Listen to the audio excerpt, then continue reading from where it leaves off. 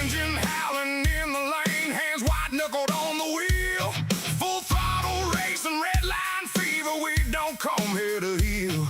NASCAR O'Reilly series cars biting down through the turns. Rear ends wiggle, bodies lean. Every lap's a lesson learned.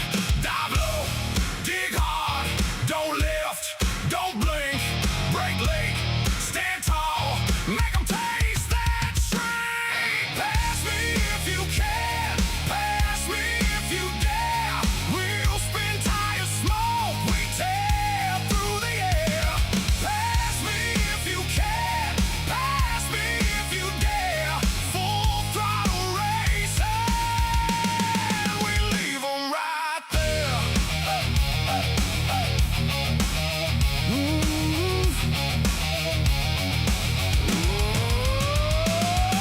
Motor mouth broadcasting, got the whole track lit.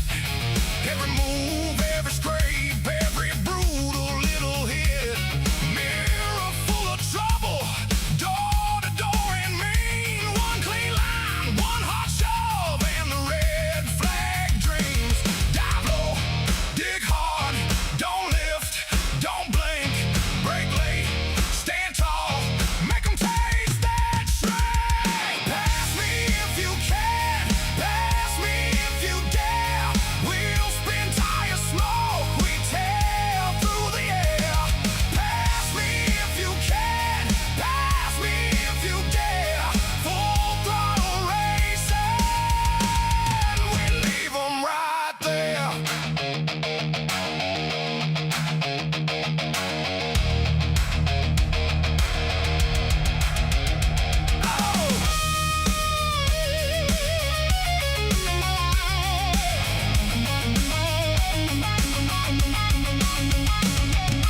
Blues guitar crying like a blade through steel. Bite that curb, hold that slide, make the whole town feel.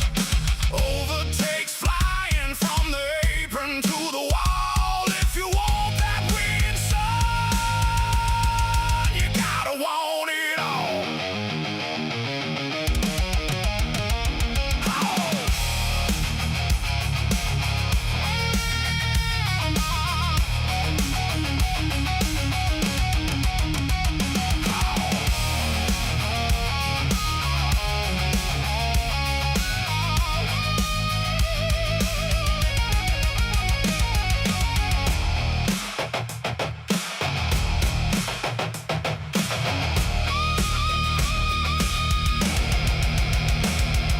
Pass me if you can, pass me if you dare.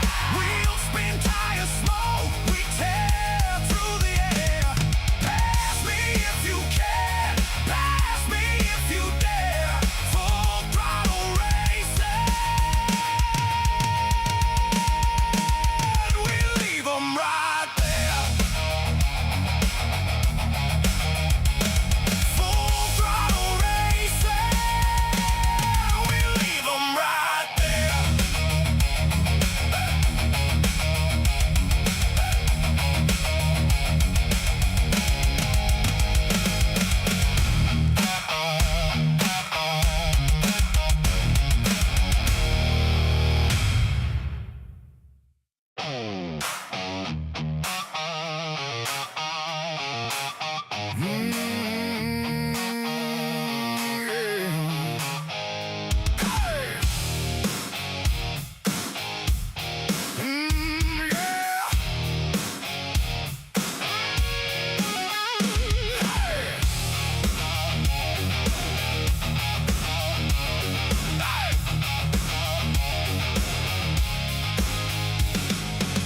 Engine howling in the lane, hands white knuckled on the wheel. Full throttle racing, red line fever. We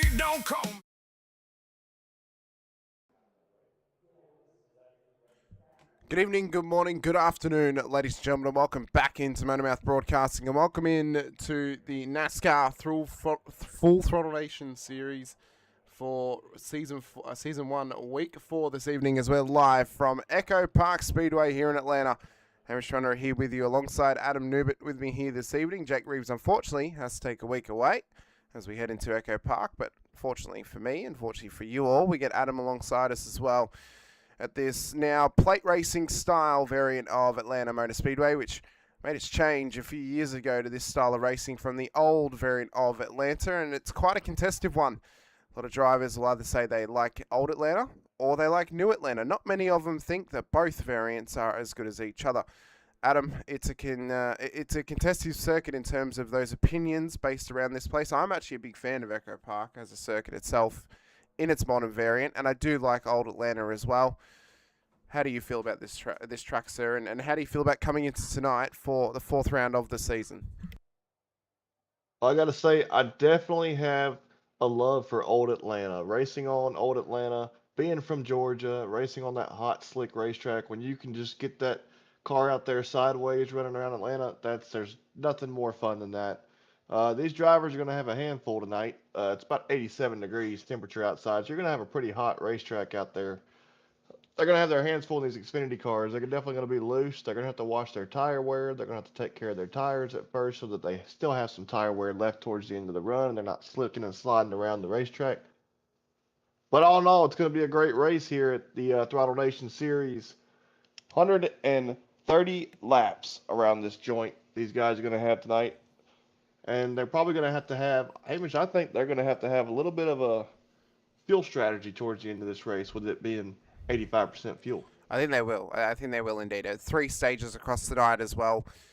First 25 laps will be stage 1, then out to lap 75. So good 50 lap run in that mid part of the race, and then to the end of the race till lap 130 will find us home within 55 laps from the end of stage 2 as well. So they're progressively longer stages all throughout this race. That'll lead to some interesting strategy plays. Should mean the first stage we shouldn't need a stop. You can probably get to the stage end based on race pace alone. Second stage, you'll definitely need a stop, and the final stage, you'll definitely need one as well. It offers up, as you stated, Adam, that strategy play of how drivers are going to strategize around tonight. Ultimately, your best case scenario for the evening is stay out of pit lane as many times as you possibly can. You don't want to come in too much. You don't want to pit under every single caution, because that'll only offset you towards the back of the field slightly too much throughout the race. Track position will have some key factors about it, of course. With this new, more flatter and faster paced Echo Park, and then becomes this race strategy similar to the likes of Daytona or even Charlotte Motor Speedway as well, where your track position is pretty key, and planning around getting that track position is going to be key as well. So those strategy plays of how much fuel you put in the car, when you put your tyres on board the car as well, those are going to be those key little elements across the evening. And I think planning around that tyre wear is going to be important as well, Adam. This is a track that ultimately will kill tyres the longer you are running on them. It is a high grip, high speed plate racing circuit where if these drivers haven't fully prepared and fully strategized around when they need to pit, they could be caught out that little bit by coming down pit road at the wrong time, putting the tyres on at the wrong time. So I think basis of their strategy, you should obviously have a skeleton of how you want to lay it all out. Think about what sort of laps you want to run from. Key element's going to be figuring out when your money stop is, when your critical lap is, knowing that if there's a caution within 2 laps of that critical lap to get home, then you can comfortably get home on your fuel and you can comfortably strategize around that. I think aside from knowing that lap, which is probably the most important one you should know, having that skeleton and that basis of where you pit and when you pit, that's going to be a key factor this evening. I think those that do it will be the ones that come out on top, and those that don't, they're going to be the ones that ultimately struggle all throughout this race this evening.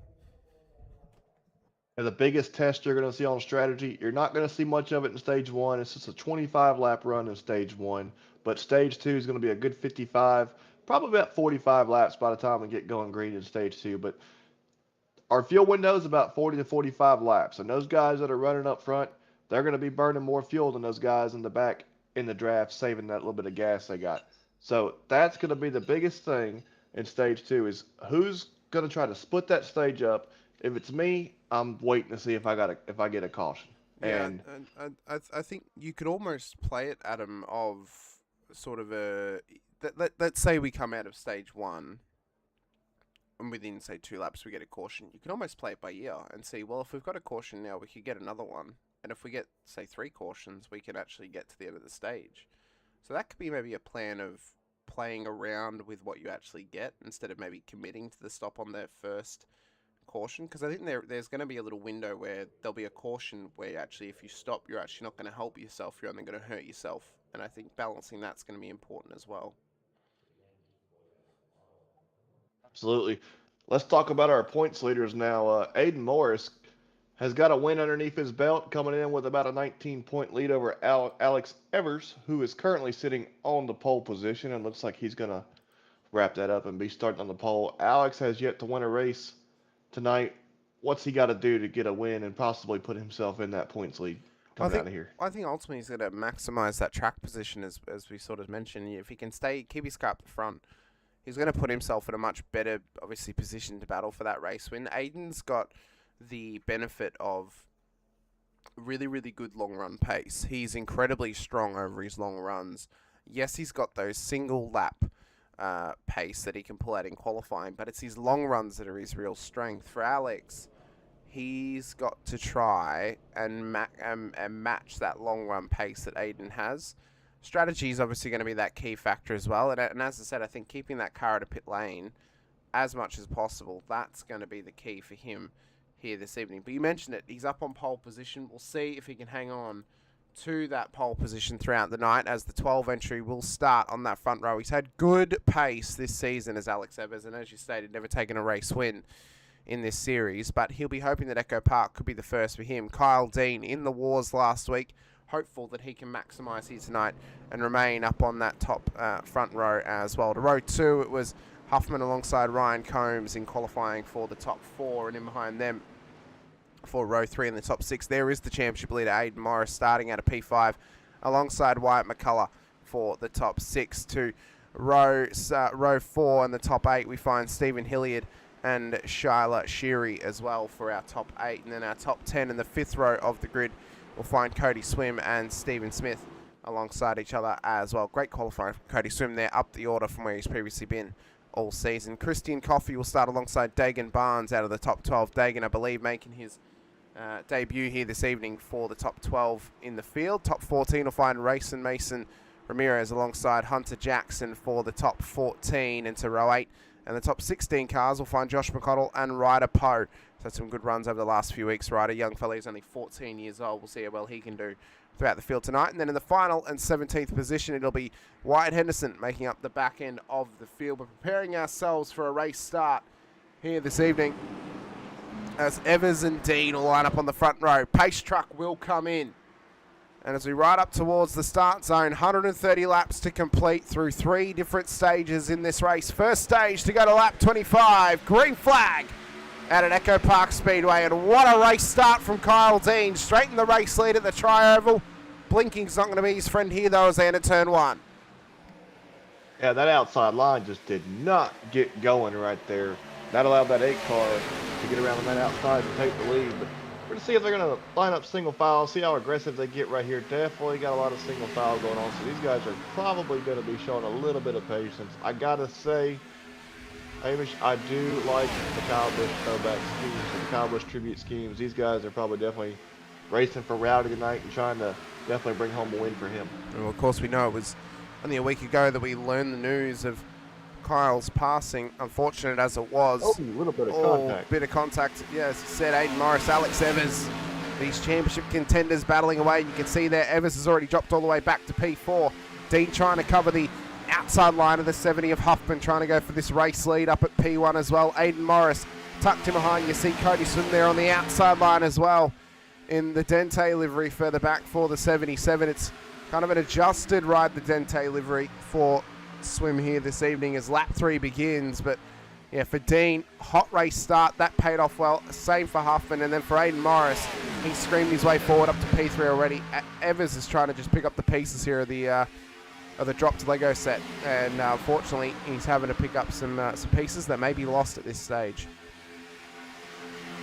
Well, I wouldn't say it's lost. He's down 3 spots since the start of the race, but look at this 3 wide, almost 3 wide action. These guys, lap 3, this is some intense racing for the lead. But going back to Evers, I wouldn't say it's lost. I think he's got plenty of time. I mean, these drafting tracks, it's all about luck of the draw here.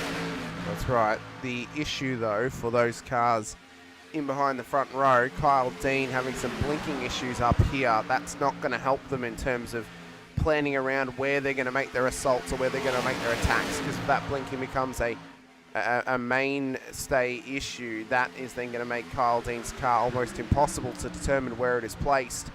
And that's going to make it even harder for you to go for a move or to even determine if he's trying to defend as well. You see Combs there getting a bit loose in towards turn 1. He's trying to hang on to that low line with Coffey in behind him as well. Dean caught on the outside as onto the backstretch they go. And now Morris gets the door open for him from Huffman, who takes the race lead up towards turn 3.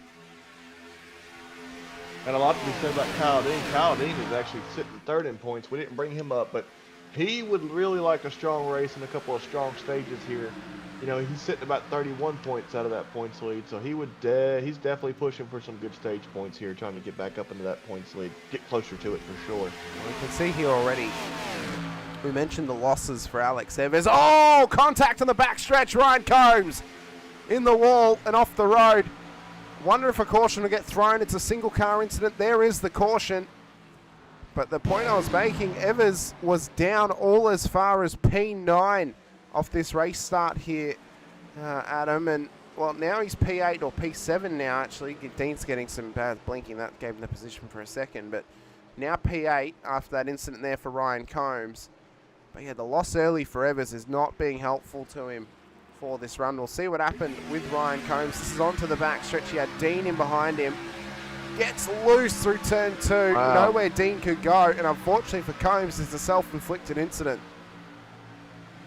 Yeah, you know, what that was that's just that car packing that air up underneath of that rear bumper right there coming off that corner.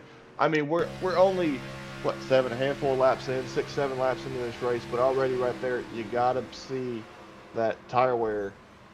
You overheat those rear tires a little bit up there racing really hard. A car gets up underneath the back of you, and it's just going to take that air off of you, and it's going to get you loose. Yeah. That's exactly what happened to that car right there. Yeah, there's not much more that Dean could do. At least he had nowhere to go ultimately. And for Combs, as you stated, rear end gets that bit loose, gets the air under it, and that'll be a wake-up call now, just to try and keep that, those rear tires in control and under check. And ultimately, yeah, as we said, Adam, we can't even put any blame on Kyle Dean, because Combs' car was already going before Dean even made contact with him. That rear was going around no matter what. It just happens that Dean helped him round at 200 miles an hour. Doesn't really have much room to stop and really, not hit that car ultimately without causing a much more major wreck in the field. And ultimately, I think it's a racing incident based on what we've just seen. Absolutely. And people got to realize, too, these cars aren't going 100 miles an hour. These cars are going about 185, 190 miles an hour off that corner. I mean, when you start talking about reaction time, there's not much time to react to that. And Dean just, like you said, nothing he could do right there. If he had a little bit more time, a little bit more gap, he probably could have avoided it. But ultimately, nothing he could do right there. No. Luckily for Combs, didn't have to tow back to pit lane. Was able to drive back. And has actually managed to stay on the lead lap. Well, he tapped the wall, and he's been into pit road. So keep in mind, these guys do have 2 fast repairs tonight, but with hit that light, they probably don't want to use that fast repair just yet. No, I don't believe Ryan would have used it. He did pit for about 16 seconds, so I would assume he's actually just taken some fresh tyres, maybe put some fuel in it, offset the strategy a little bit here. He has managed to come back out onto the lead lap, so that's helpful for him. It means he's not on the back foot for the rest of this stage, at the very least. But for those race leaders, impressive early here for Huffman in his debut for the series. Morris, impressive as always. Dean running quite well. And then the likes of Coffey has done a great job, as is Rayson Mason, up now to P4, up 8 positions, to P5. Hilliard Swim, Evers, Smith, and Poe. That is our top 10, but a little bit of work to do for those cars further down the order. But ultimately, we can't even blame our first caution on major driver error. That was more so just on slight driver error, and then a Constantina effect that has led to this happening for those drivers. Absolutely. I mean, how many laps are we looking at when we're going back green flag here for the stage? I mean, we probably have about 20 laps left in the, well, probably about 15 to 20 laps left in the stage when we go back green flag here. These guys, you're going to see it. You're going to see who's going to get racy real quick. This is what I'm curious about. Who's going to be the aggressor and who's going to try to control this race? And you're already kind of seeing it early on with Kyle Dean, Huffman, Naden Morris kind of sitting 1, 2, 3. We're going to see exactly who wants to control this race. We'll see who can control it as well. Huffman's had great pace early, but we know that Aiden Morris has got those long runs under him. He's got great pace and great consistency. There's a reason why he's a race winner this season. Huffman unproven amongst this series as well. Pace truck's going to come in.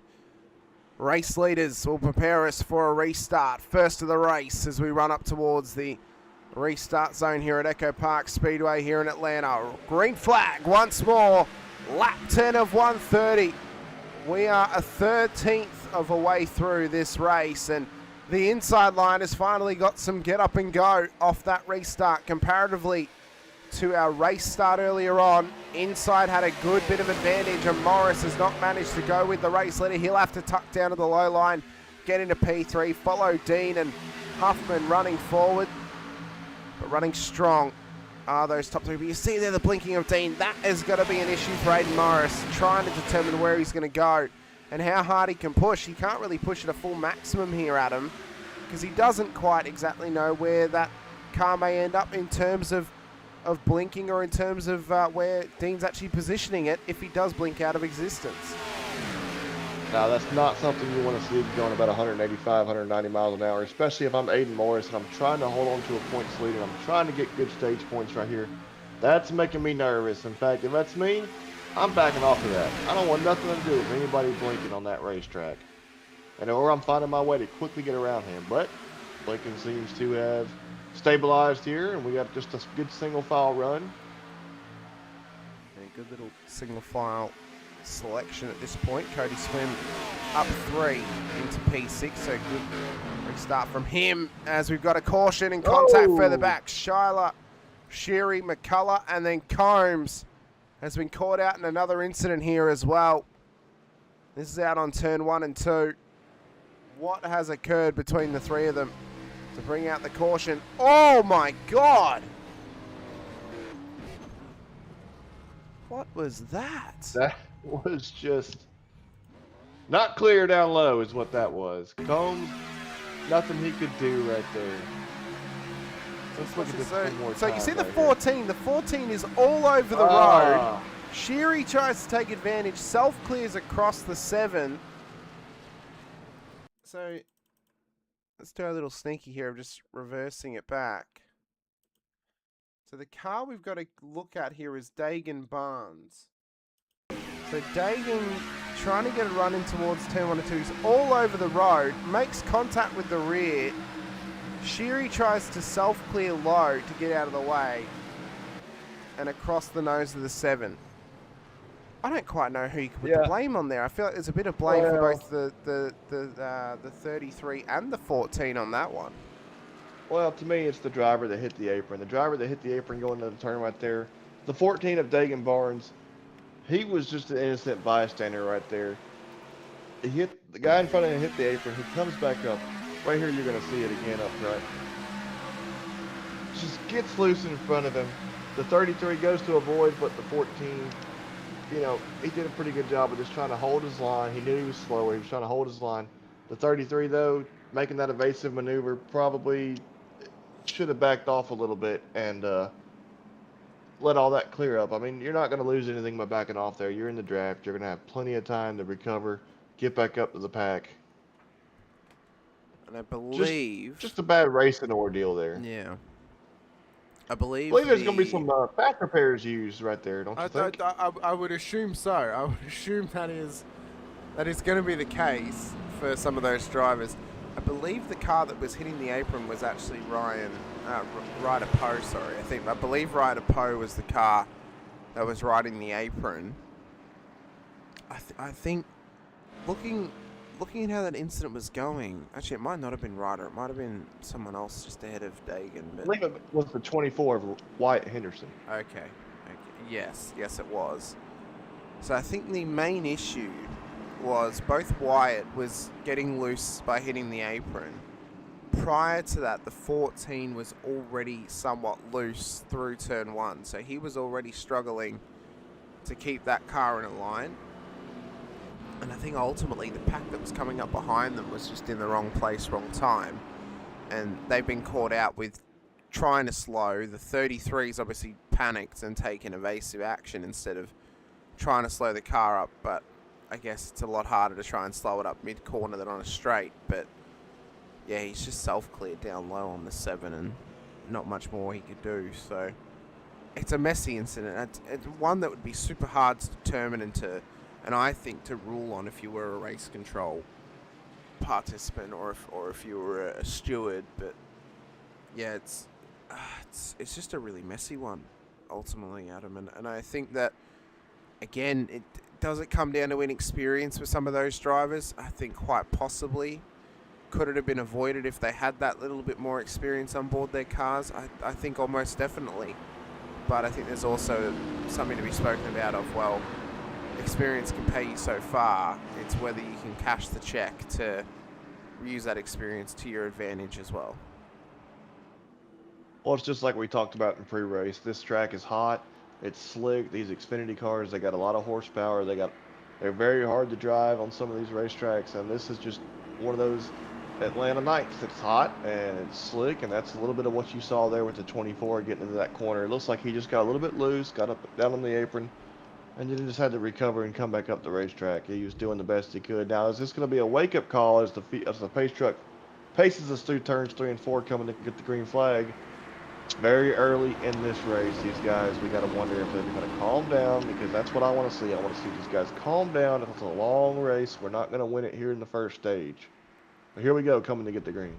Well, let's see how they can do. Hotlander has really heated it up for us once more to the restart zone. Green flag, lap 16 of 130. We've got 10 to go in stage 1, and the outside line this time has been the benefactor of the restart. Huffman has gone nowhere with Morris in behind him. Watch for Mason Ramirez on that outside line as well. The sole Ford out there, the only Mustang in the entire field against a horde of Chevrolet Camaros and Toyota Supra is out in this field tonight. You see that Dean now up in the race lead through turn 3 and 4. They run towards the start-finish line once more. You see a couple of cars in the background. That's Swim on the outside. There's the 14 of Dagan getting loose once more through the tri-oval. He is really struggling tonight to keep this car under him here, Adam. I have a feeling it may not be the last time that we see him getting loose as he's continuing to struggle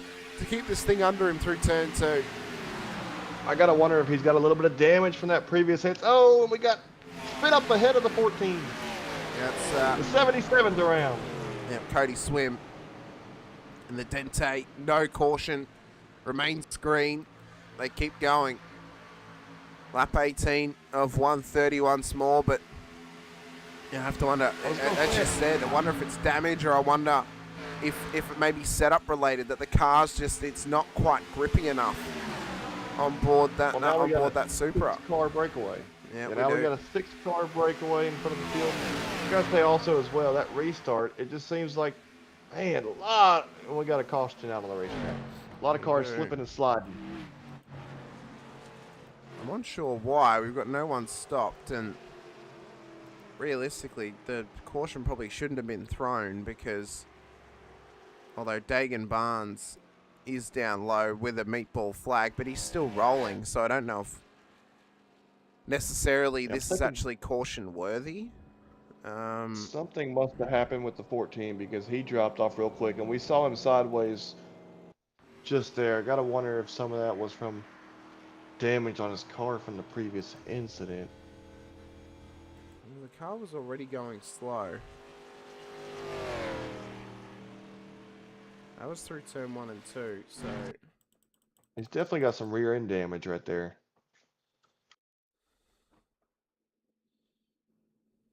Oh, he hit the wall at the tri-oval. But again, though, this is not really... And that's That's just very that's light a crazy contact. incident right there. Not really is it caution worthy, though, I would say, is Combs is now in after his contact earlier in the race, but yeah, I don't know. I don't know about this caution getting thrown at him because no one was stopped on the racetrack. Everyone was still rolling. Yes, he was rolling through turn 1 and 2 at a slower pace. But by the end of turn 2, he was off the track and coming towards pit lane. I don't really see the reasoning as to why the caution was thrown there. You know, it's not really a caution-worthy incident, in my opinion. And we've also got the 88 of Ryan Combs on pit road for a pretty extended amount of time, possibly repairing some damage. Not sure if something had happened there, but yeah, the incident with the 14 was really puzzling there. I'm a little confused on why he was so out of control on the front straightaway. I mean, this track, yes, it's hot, it's slick, but when you're out there by yourself, it's kind of a simple track to run. Very curious. Just really looking forward to seeing these drivers kind of cool down and we get some green flag racing in them. You know, not a lot of guys in this race. You know, we're talking about 16 guys still on the racetrack. Josh McConnell's the only one that's been retired out of this race. But we do have Kyle Dean and Aiden Morris, Huffman and Racing Mason up here in the top 4 coming to get the green flag. We'll see. All these guys got to do is calm it down, ride it out. It might be survival of the, you know, who survives out there tonight as far as who gets this checkered flag. That's often the call for Echo Park is if you can survive, you can often get a quality finish here at Atlanta Motor Speedway. To the restart zone once more. Lap 21 of 130, 5 to go on the stage. And the inside this time gets the benefit. Kyle Dean with a great race restart. Morris is tucked back up into P2. Now it's push time. Got to get yourself forward. Got to get the track position if you want those key elements to victory in the stage end here at Echo Park.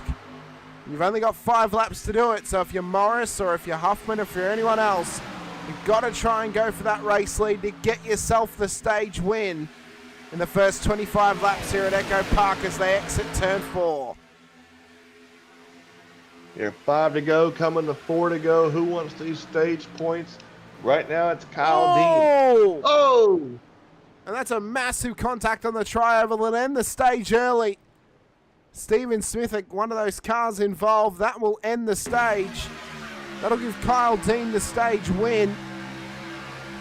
This is how it happened. It was just in behind the main pack. See self-clear there for the 31 of Smith.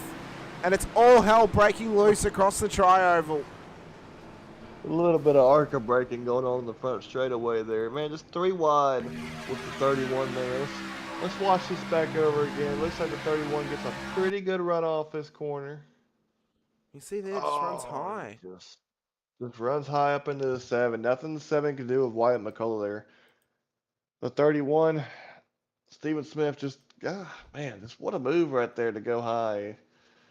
Hopefully his spotter told him there was a car high there and didn't tell me it was clear. Well, I hope not. For at least his sake, that was a very scary incident. As stated, ends the stage early because we are within 5 of the stage end. By the time this race gets restarted, it'll be past lap 25. So Kyle Dean will get himself a stage win. Head of Huffman, Christian Coffey, Aiden Morris, Mason Ramirez out of P5. Alex Evers, Wyatt Henderson, Cody Swim, Wyatt McCullough, and Ryan Combs get us to the top 10 for the stage. So, lucky in the sense for Kyle Dean. He wasn't under pressure for actually too long until the stage ended there, Adam, but unlucky for others. They didn't actually quite get the chance to race for it. Interesting strategy call now. Do you come in now that it's the stage end, or do you just stay out? Do you just push on until that lap sort of, 45 to 50 marker that we spoke about as sort of your next point of call, because these cars can only run for 45 laps on fuel. We've had cautions galore, so that's going to extend it out a little bit, maybe out to about lap 50. Do you just stay out there and just keep running laps? Because I don't see any benefit to coming in and offsetting your fuel right now. And if no one else is going to come in, why not just remain on track? Why not keep those same tyres and fuel under you and just see what happens throughout the next 30 laps or so? I gotta say, I'm coming in right now and I'm topping off on gas and I'm making sure that if I'm Kyle Dean, I'm coming down pit road and I hope that I'm bringing everybody with me so that I can keep my track position. And then with all these cautions that we've already had in the first stage, we've had about 4 cautions now in the first stage. Nobody seems to be settling down at all. So you got to think that, yeah, we're probably gonna have some more cautions here in the second stage, and then he's just gonna be able to ride on that 1 tank of gas he gets right now. But I'm not sure that pit road is open. I believe they've already passed their opportunity to pit. We're going to see right here. Yeah, I think they can pit this lap. But it's whether they choose look like any takers, though. No, that is surprising to me. I'm both surprised and not surprised at the same time, Adam, because I'm surprised at the fact that no one's actually willing to try that strategy of come in now, top it off, see, because if you get 4 more cautions in this next stage, all of a sudden you can actually make it to the stage end. Those that don't pit would never be able to. They can't go 75 laps on a tank of fuel, no matter how many cautions you get, because you'll never save enough. So well, actually, in saying that, if they had 10 laps, if they had 10 cautions, then you could save 20 laps of fuel, but that's only going to get them to 65. So I think now the drivers are maybe just trying to pull that strategy of, let's go as far as we can, see where the hand gets forced, and see how the strategy plays out. I think as well, though, is the front runners may be a little bit scared to come in because they don't want to give up their track position. Although Kyle Dean, I think they may have actually extended the caution slightly because of that stage end. He is going to come into pit road. The 5 looks to follow him. Interestingly enough, we're going to get a good example here of chains strategies, because a few cars are going to come in here, Adam. A few cars are actually going to stay out. This is going to give us a great call for which strategy is the stronger one, staying out or coming in, and which one is going to pay to your benefit more comparatively to the other. It must have been what they were waiting on, was the end of that stage there. And now pit road is open and you see the takers that are coming down pit road. But I'm also curious about the guys that are staying out, because you got a little bit of both right now. You got guys staying out, playing that staying out strategy, which is really curious. I'm not sure if these guys are trying to get a lap lead underneath their belt. Not sure if we have bonus points for laps led in this series or not. Nonetheless, that may be the strategy here. It would have been really curious to see if these guys that stay out, if we go green over this next stage, everybody's going to have to pit. Nobody's going to make it if we go green. Nobody's going to make it 40. We're looking at about 46 to 48 laps here by the time we get going green. Nobody's going to make it that long on gas. So it's going to be really curious to see the guys that stay out versus the guys that did pit. Wondering how much fuel these guys that stayed out have left in their tank. Well, if we quickly look at how many laps they can get on fuel, we can see a little bit of standalone. So they've still got plenty at this point. Right? They've probably got... This is based on 45 laps of fuel. So this is without them saving any, without these cautions. So we could maybe argue they're probably on the better side of half a tank of fuel. I would say that they've probably got...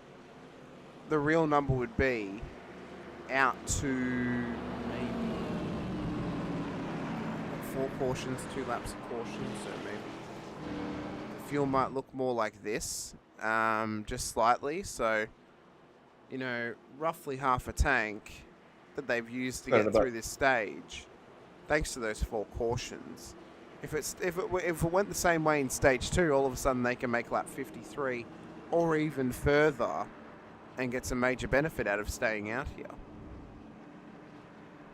Yeah, so they're probably looking at about 20 to 23 laps left in the tank of gas here. So it's going to get really curious. Although the way we've been seeing things so far, I'm not counting on us going green, but I hope that we do. It'd be really nice to see these guys get some green flag racing going on underneath their belt. I'll tell you who this really benefits though. These guys on newer tires. We're probably looking at about Kyle Dean probably being the first car on fresh tires, and we're gonna about to see fresh tires versus old tires right here. Now they don't have a lot of green flag laps on these tires, but as you can see, the weather is cooling down. The track temperature, 72 degrees.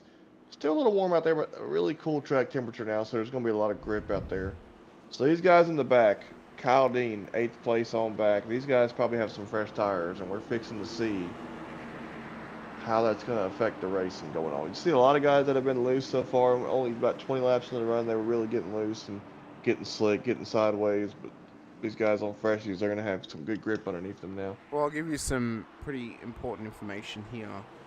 Dean Ramirez, Dean, Racing, Mason, and Coffee have only taken fuel and possibly only taken right side tyres. They've only had 7-second stops, so they've not taken 4 tyres.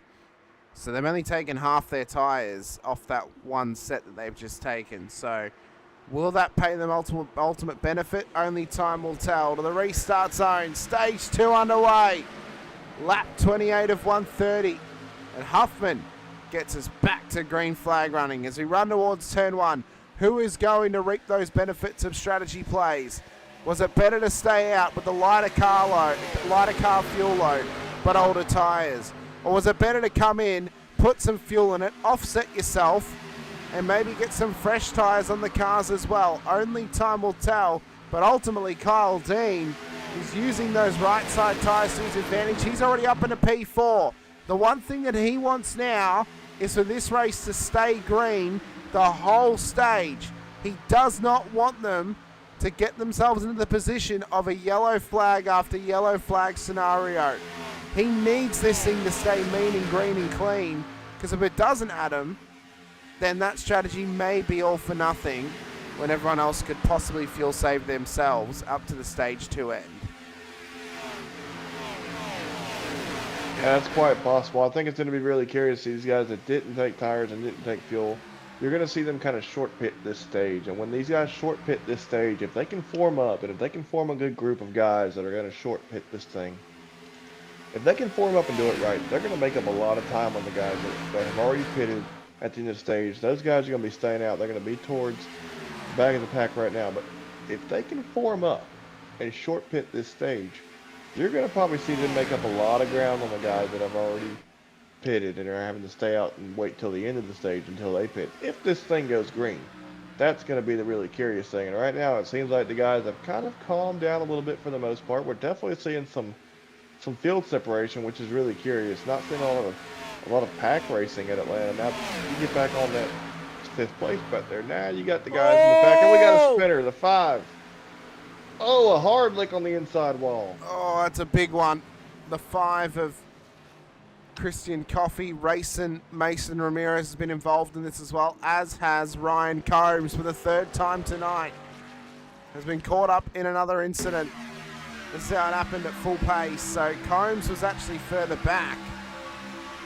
So he had the benefit of maybe trying to avoid this. So let's watch this here. Up through. Oh, that's the wrong yellow flag. That's my mistake. Let me get the correct one. That will help us call it properly. So up through turn 2, you see there the 5 car running high. And then just dips down low. Self-clears across the nose of the 13. And the 88 nowhere to go. Like he went up high to avoid the 77 of Cody Swim there in that throwback Wrangler scheme. Went up high coming off the corner, and then it just looks like that momentum that carried him up the corner kind of reversed on him and took him back down and kind of got his front end loose coming off the corner, sent him back down the racetrack, and then nothing those guys could do behind him. That's the second kind of incident that we've seen tonight like that. Interesting call here for Huffman and Morris to pit now. Yeah, so these are the guys that stayed out at the end of the stage, and now they're deciding I'm going to go ahead and go down and get some fuel. Yeah, McCullough, Swim, Poe, of course Combs is in, Mason Ramirez is in as well. It's an interesting call that they're coming in, because we are on to lap 32 at 45 laps. They can make the end of the stage from here. So they're pitting now because they know they can make the end of the stage. It boggles the mind, Adam, as to why they didn't pit under the last caution if they're always going to pit now. Well, it's kind of what I was wondering. Are these guys staying out to try to get some fuel, try to get some lap sled, maybe get an extra bonus point for leading a lap?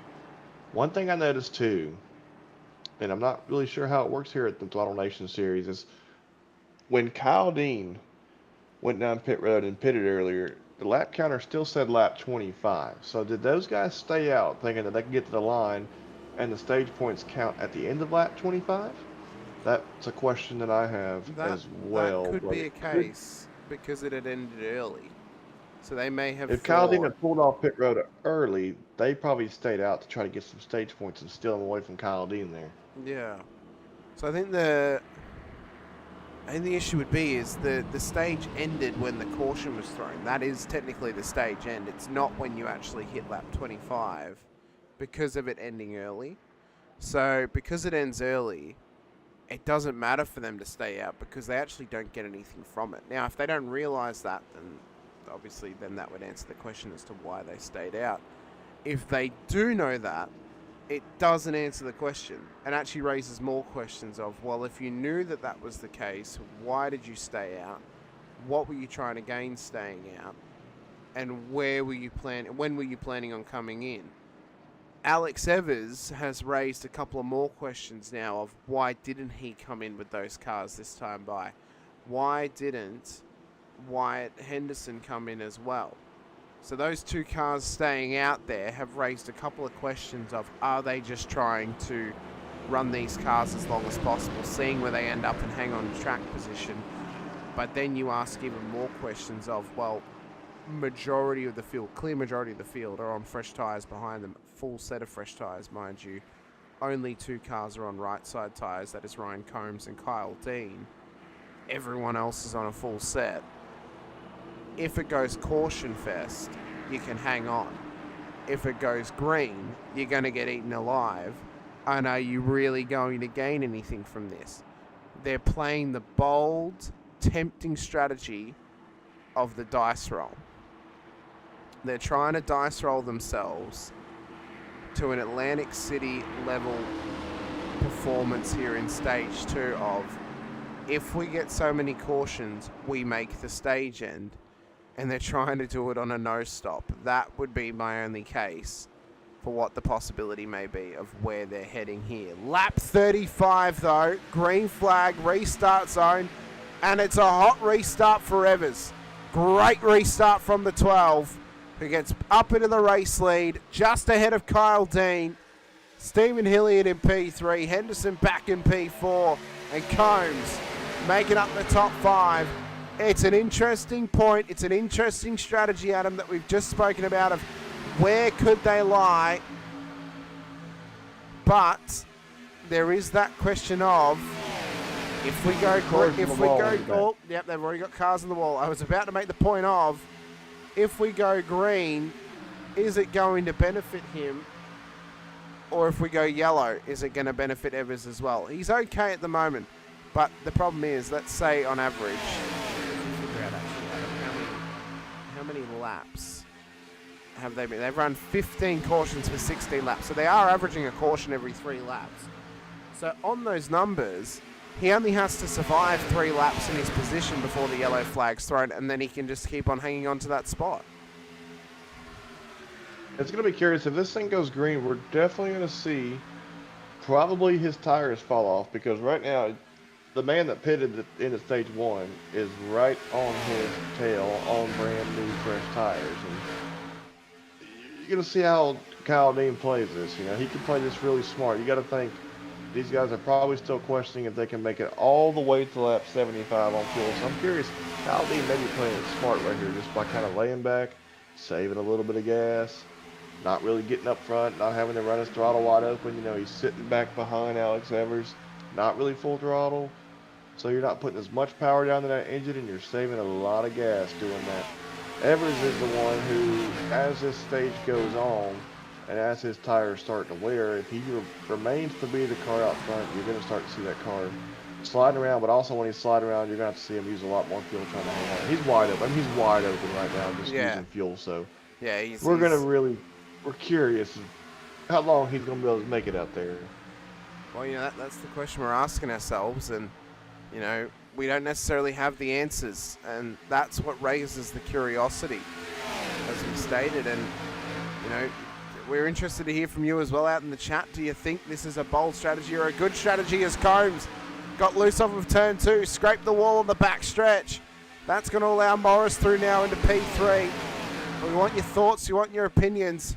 Do you think Evers can get this car to the end of the stage? Can he hang on to a race lead? He's not really giving me any indication right now, Adam, that he can't hang on to this car, because it's hanging on strong in P1 on left side tyres that are just as old as Kyle Dean's are, but right sides that are significantly older. And then you watch for Morris, who's on a full set, almost just able to walk around the outside of them, and may just put that Supra up into the race lead. I gotta say, Morris, man, it looked like he was really just pushing Ryan Combs up there, trying to get him and Ryan Combs up to the front, and packed a little bit too much air underneath his rear, got Combs loose. And don't think that was on purpose of Morris here, just trying to push his buddy up and get him up closer to the front. But now he's made it up to the front, and you got some more cars that are finally starting to make their way towards these top 3 right here, led by the number 2 of Stephen Hilliard. And then we see Hilliard. That 7 of McCullum behind him, who was involved in the wreck earlier. Oh, they are pushing these things to their absolute limit. Easily our longest green flag run for a fair while in this race, which is great to see them. Have they finally settled down and settled into a rhythm? The issue for Evers is, if they have, this is only going to hurt him now in the long run. Because how far away is he from having to pit? If it was a green flag run to this point, he'd be pitting in 3 laps time. With cautions, and let's argue he saves 2 laps of fuel every caution, he can probably go out as far as lap 55, about 20 laps short of the stage end. I don't think there's any world in which he saves enough to get home. There is no world which he saves enough to get home in this stage. But if it's a green flag stop, he might be cooked. So especially being up front. Yeah, especially being up front. Yep. I'm like you. I'm thinking about that 50 to 55. He's gonna have to make a decision on what he's gonna do, and if he stays out longer than that, I'm gonna be really shocked. I haven't seen him go down pit road, but you definitely got some hungry animals behind him, and they're, Kyle Dean. He's just playing it smart. He's just trying to save a little bit of fuel sitting back there, letting Alex Evers kind of just burn as much fuel as he can. But we got 10 cars on the lead lap. Now, and a lot of guys a lap down, 2 laps down, 3 laps down, and we got a few guys that are out of the race. So this is kind of a small lead pack here. So you're basically, the chances of a caution coming out, I'm going to be surprised if we get too many more for the rest of this race. So Evers is probably banking on some more cautions, hoping for some more, but we got about 5 or 10 more laps, so we're going to find out. Well, I think that past stage 2 ending and into stage 3, we may not see one until the end of the race, because I think as you stated, the less cars we get left in this one, the less chance, or the less likely we are to see a caution. The percentile goes down drastically. But it's a typical race at Echo Park in that terminology of, you can have cautions early, which take out a lot of cars, because it is so high pace, it can be so slick, and it can be so tough. And as we stated at the start of the race, those that can survive, those that can push on the longest, they're going to be the benefactors. They're going to be the ones that are going to come out in a much better position than everyone else, because they're going to be able to hang on to their cars, hang on to their fast repairs, and hang on to their strategy calls as well. It'll be lap 47 when we cross the strike. We have got 30 laps to go in the stage. Evers, at this point in time on fuel, will not make the stage end. Needs another stop. And right now, needs a yellow flag to get this car in and out, back on the lead lap, and not a lap down towards the back of the field. And I've been watching in the last few corners. He's kind of been chasing that car up the hill, coming off the corner, and starting to wonder if some of that tire wear is starting to wear in.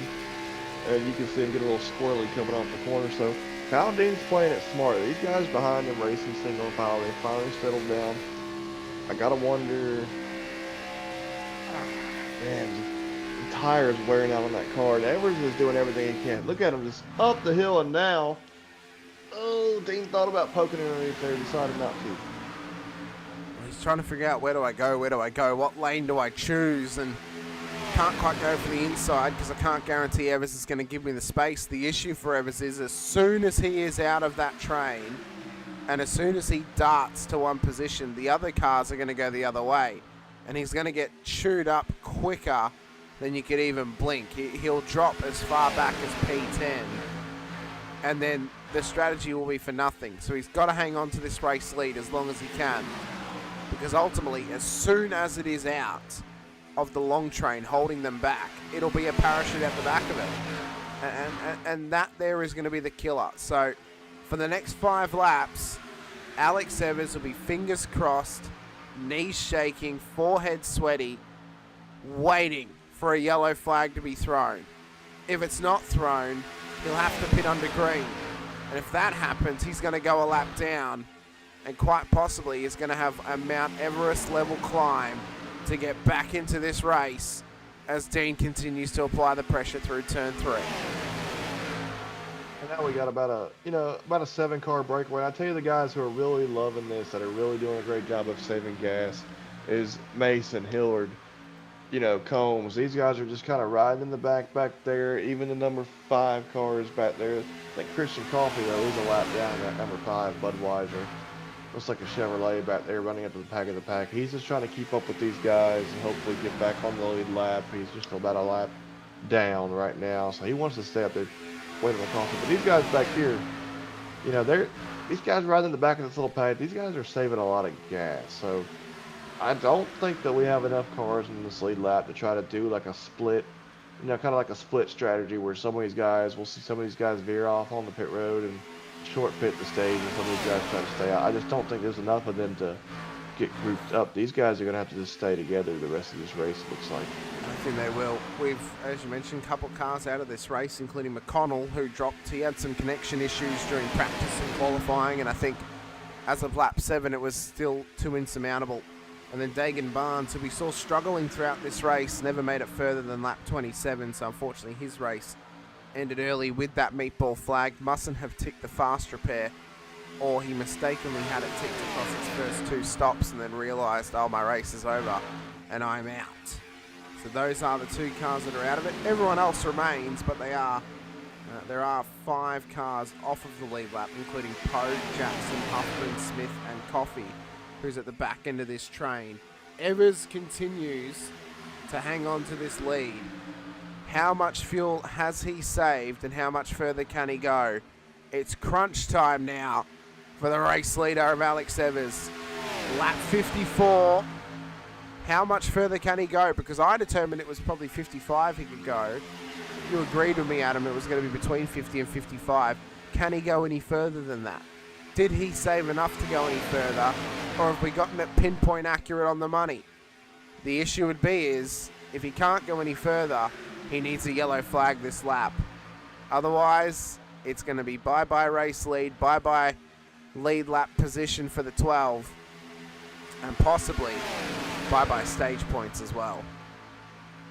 Yeah, if he has to make a pit, it's going to definitely hurt him as far as position on the racetrack, especially if we don't get a caution and he has to make a green flag pit stop. He's probably going to fall a lap down, possibly lose the draft. It's not going to be what he wants, but hey, you see him just really have to chase that car up the hill coming off the corner. And then some of these guys, looks like about the 5th or 6th row back, they're getting a little racy back there. They're getting kind of tired of, running single file back there. Looks like the 7 of Wyatt McCullough and the 2 of Stephen Hillard. One guy that I'm kind of taking a peek at right now is got to be that 88 of Ryan Combs. Oh, as we see the 2 get down up underneath the 7.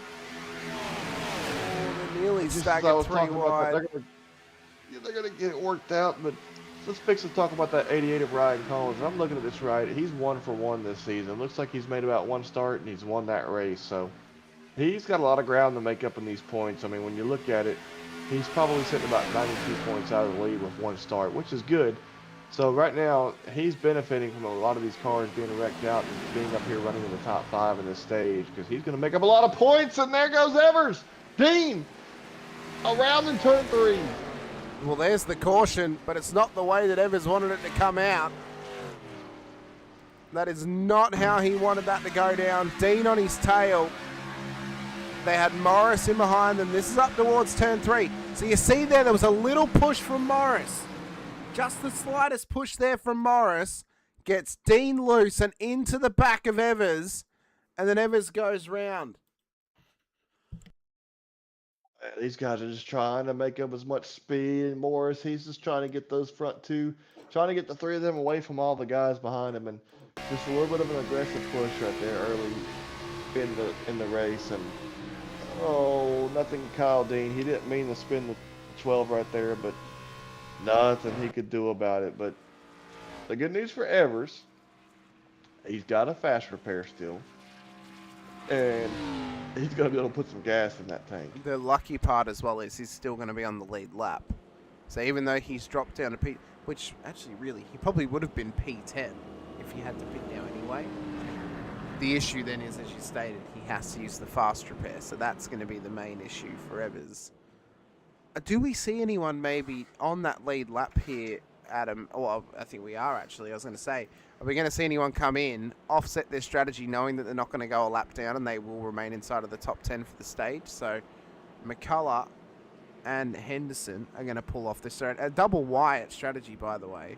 Wyatt and Wyatt coming in for this stop. Evers is in, as we suspected he would be. As stated, the lucky part is they're not going to go a lap down. They are going to be at the end of the train, but they are still within the top 10. So because of that, as I believe we're getting the lucky dog for Christian Coffees, that's worked out well for him. The interesting part for that is they're going to remain in the stage points area. They're going to be on the freshest tyres.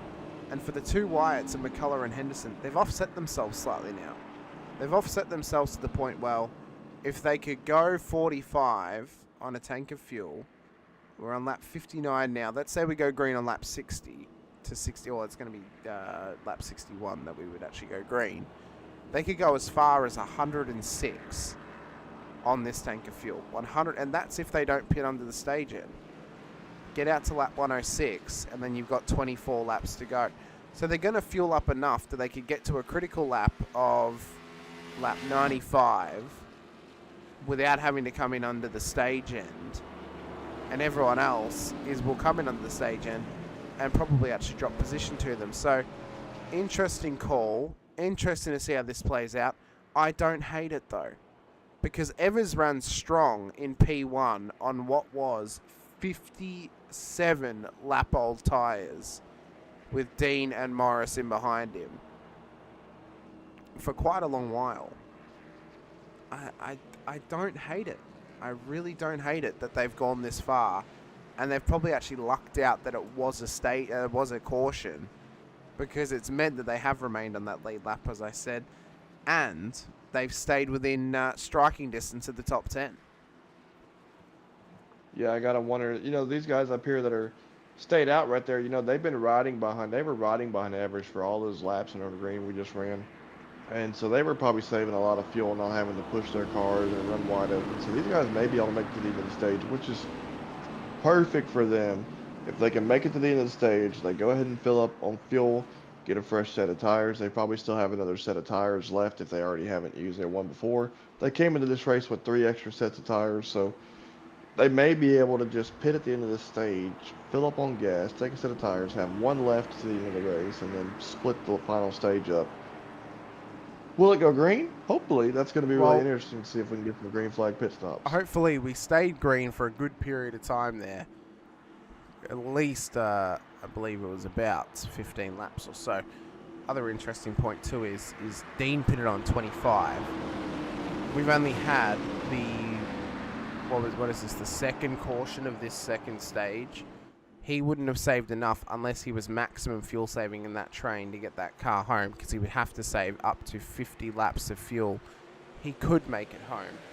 cars we know will make it home to the end of the stage is Aiden Morris and everyone else who pitted on lap 32. Green flag once again is back out there as it's lap 61 of 130. Aiden Morris into the race lead. We have got 15 to go in stage 2. Where will the front runners lie at the end of this stage? As you see him getting loose in the background there, it was off the road. It's Wyatt Henderson. He was off the road in the 24. What has happened to this car? He's got a black flag, and I believe it's either... We have a penalty. He does. I think it's for a jump start. It's either a jump start or an unsafe pit entry or exit or speeding in pit lane. But what it means is that car's going to have to come into pit road. It's going to go a lap down. He will remain inside of the top 10, though, luckily for him.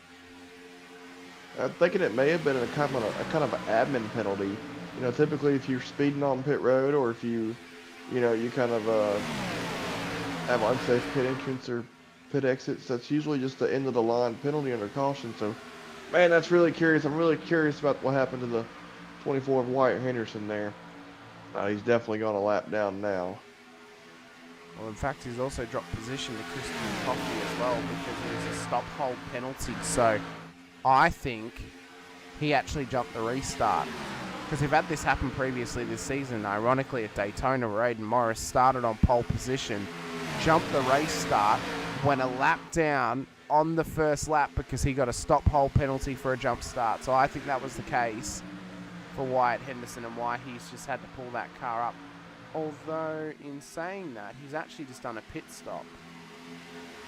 So, and he's still got the black flag. So he's going to have to come in again. Because he has not actually cleared the black because he's not committed to the penalty properly. So, very intriguing in what's actually just gone down on board that car, Adam, because that penalty has not been served correctly. And I have to wonder if he thought it was a stop hole, but it was actually a drive-through. Because if it was a drive-through, it won't count if he stops in the box. And if it's a stop hole, he has to stop for the 45 seconds. So I have a feeling it was actually a drive-through penalty for Wyatt Henderson, and he's going to have to serve it within the next 2 laps. Otherwise, he's going to be out of this race. Yeah, we definitely see him already multiple 2 laps down, sitting in the 12th position. Yeah, that is curious. I mean, some of these restarts, albeit have been a little bit sloppy during this race. We've seen a lot of cars in the 2nd and 3rd, 4th, 5th row on back that have just not gotten good restarts. This field kind of struggling to stay bunched together on these restarts. So, man, just really curious about that as we got 10 laps to go in this stage, heading down the back straightaway with Aiden Morris still out front. And Kyle Dean, man, that 8 car has just been sitting there either leading the race in the first stage or sitting right there in 2nd position, waiting, and just he's been really strong as well as Aiden Morris. I mean, if he gets this stage win over Kyle Dean, that's not exactly what Kyle Dean wants. He's trying to make up some points on Morris, but all in all, a good points day for both those guys. Well, there could be something coming for Aiden Morris as well. Remember, he was, as we saw, was the cause of the last caution coming out. So there could be a penalty coming towards his name, no matter if he wins this stage or not. The other point is too, and I do appreciate it getting called out in the chat, actually the effort of that 88 of Ryan Combs that we've mentioned a few times now. The fact that he's been caught up in so many incidents tonight and he's back up in the top 10 on the lead lap in P9 is a fantastic effort for the 88 driver, who has run a brilliant race, has been unfortunate to get caught out in some incidents that are not necessarily his own fault, although the first caution was a mistake from himself where he got loose and the car behind had nowhere to go. Every other incident, though, he's been a sitting duck, and he's been just unfortunately out of position and in an unsafe position as well. But yeah, for Ryan Combs, a great effort up into P9. A great effort for other drivers out there too. McCullough, Hilliard, Mason Ramirez, Shiloh Sheary as well, who we saw have that early incident in this one, and Cody Swim. They're all doing a great job to be on the lead lap. And for Aiden Morris, he's doing a great job to lead this race just ahead of Kyle Dean as we've hit lap 69 and of 75 and got 6 to go. I was really curious as to what happened to Ryan Combs right there and why he was just rapidly dropping off the pace. But, you know, he did pit back at lap 32, so I'm wondering if he's having to pit for some fuel here. Oh, he's got a meatball damage on the 88 Chevrolet. Interesting. So he was battling away with Cody Swim. I've not had an incident report for a crash. So I wonder if either oil pressure's gotten too high and he's hurt the engine, although there was no smoke coming out of it. So you got a little door from Swim and then up in the wall. But I think that's where he's actually gotten the meatball from, was that door from Swim that's then damaged this car, and that's where the meatballs come from. That's an unfortunate incident. Man, Oh, a and he's meatball overshot for the that box is as well. probably slipped through pit stall there. A meatball for that did not look like a hard hit against the wall there. Really surprised to hear we got the meatball there. 5 laps to go in this stage up front. Aiden Morris continues to lead. Kyle Dean, Steven Hilliard, and Wyatt McCullough. These guys are, waiting to see. What's the strategy here, Hamish? These guys, as we hit 4 to go at the stripe right there in the stage, what's the strategy here? I mean, are these guys going to try to get racy for this stage? We know that Kyle Dean wants to make up some points. As we see the 88 come off the pit road there, Brian Combs. Yeah, that's Combs exiting pit road now. You see Dean on the back of Morris now. Dean may not be very happy about the fact that Morris bumped him into 3 earlier, knocked him into Evers, and then brought out the caution. So he may not be happy on board this car. And what that may lead to is Dean getting a bit more racy and feisty with the rear end of Aiden Morris's car. 3 laps to go. 3 behind him. The 2, 13, and the 7. They're going to have to try to team up, I think, to get around these two. If they want to go up there and steal this stage, as we got 2.5 laps as we head down the back straightaway to the stage end. Well, those 3 have got a great run, and now they've got to try and maximize their run, maximize the rhythm, maximize the push, and figure out your best chance of strategy to get your car up onto the podium for the stage end. For Hilliard, Ramirez, and then McCullough, they've got to work together. They've all got to be in tandem. Get yourselves maybe to the outside line, push yourselves along, make this thing too wide, and force the issue with the top 2. You've only got 2 laps to do it. You've got to put the pressure on now, and you've got to make this happen for yourself. Otherwise, you'll be a sitting duck to not gain anything out of stage 2, as it'll be the stage 2 white flag this time by lap 75, final lap of stage 2. A lot of points. Look at Dean. He's kind of peeking outside. He wants somebody to get up to his rear bumper so he can try to get a run on Morris. The 3 behind him, they're trying to get something going, but they're just 2. I do not think they can team up enough to get a run going. Now we see Dean pull to the outside of Morris, heading into turn 3. Turn 3, they go. Can Kyle Dean get this stage win? Outside runner Morris, 2 wide, down through turn 4. Who's going to get it? Morris is slightly ahead. Cross the strike. It's Aiden Morris. Oh. No, it's Kyle Dean. I think Morris got him at the line. He might have. It was very, very bare. P10 of Stephen Smith is about to come around. There's the caution. He was coming around turn 2, so he already crossed the line, which was good. But it was very, very close between Morris and Dean. We might have to see which one of them actually crossed the line in the race lead. So let's watch this back for the stage end. We got to see the end of this anyway. This was a great stage finish, man. I really thought Dean was going to get him on the outside. And just look at how close. Both of those guys want that stage win so bad. They know how important it is for the points. Door banging off the turn. What a finish. Morris looks like he holds on to it right there. Yeah, it was Morris who barely got it. Barely anything in it between them. So Morris wins the stage to Dean, McCullough, Mason, Ramirez, Hilliard, Swim, Sheary, Evers, Coffey, and Smith. That was the top 10 for stage 2. Cars will come down pit road. Imagine we're going to see Alex Evers stay out. No, he's going to follow the pack. It makes sense there, Hamish. Everybody coming down pit road, topping off for the final run of the race. I mean, we're looking at a 55. Well, 55. I say 55. We're probably looking at about 52 to 53 laps run here. So everybody wants to come down and top off right here. And it's going to be interesting because if this race does go green, Hamish, fuel strategy is definitely going to come into play. Oh, it will. It'll come down to play. It'll come down to how have you strategized around this. Now, Evers' last stop was a 30-second stop, so it was twice as long So there was definitely some damage that had to be fixed. So he actually didn't use his fast repair on his last incident. He fixed that car up since it was under caution and did not waste a fast repair on this thing. So he would have taken a full tank with all tyres. Well, watch this stop. So notice Dean was already in the box. He took a full set.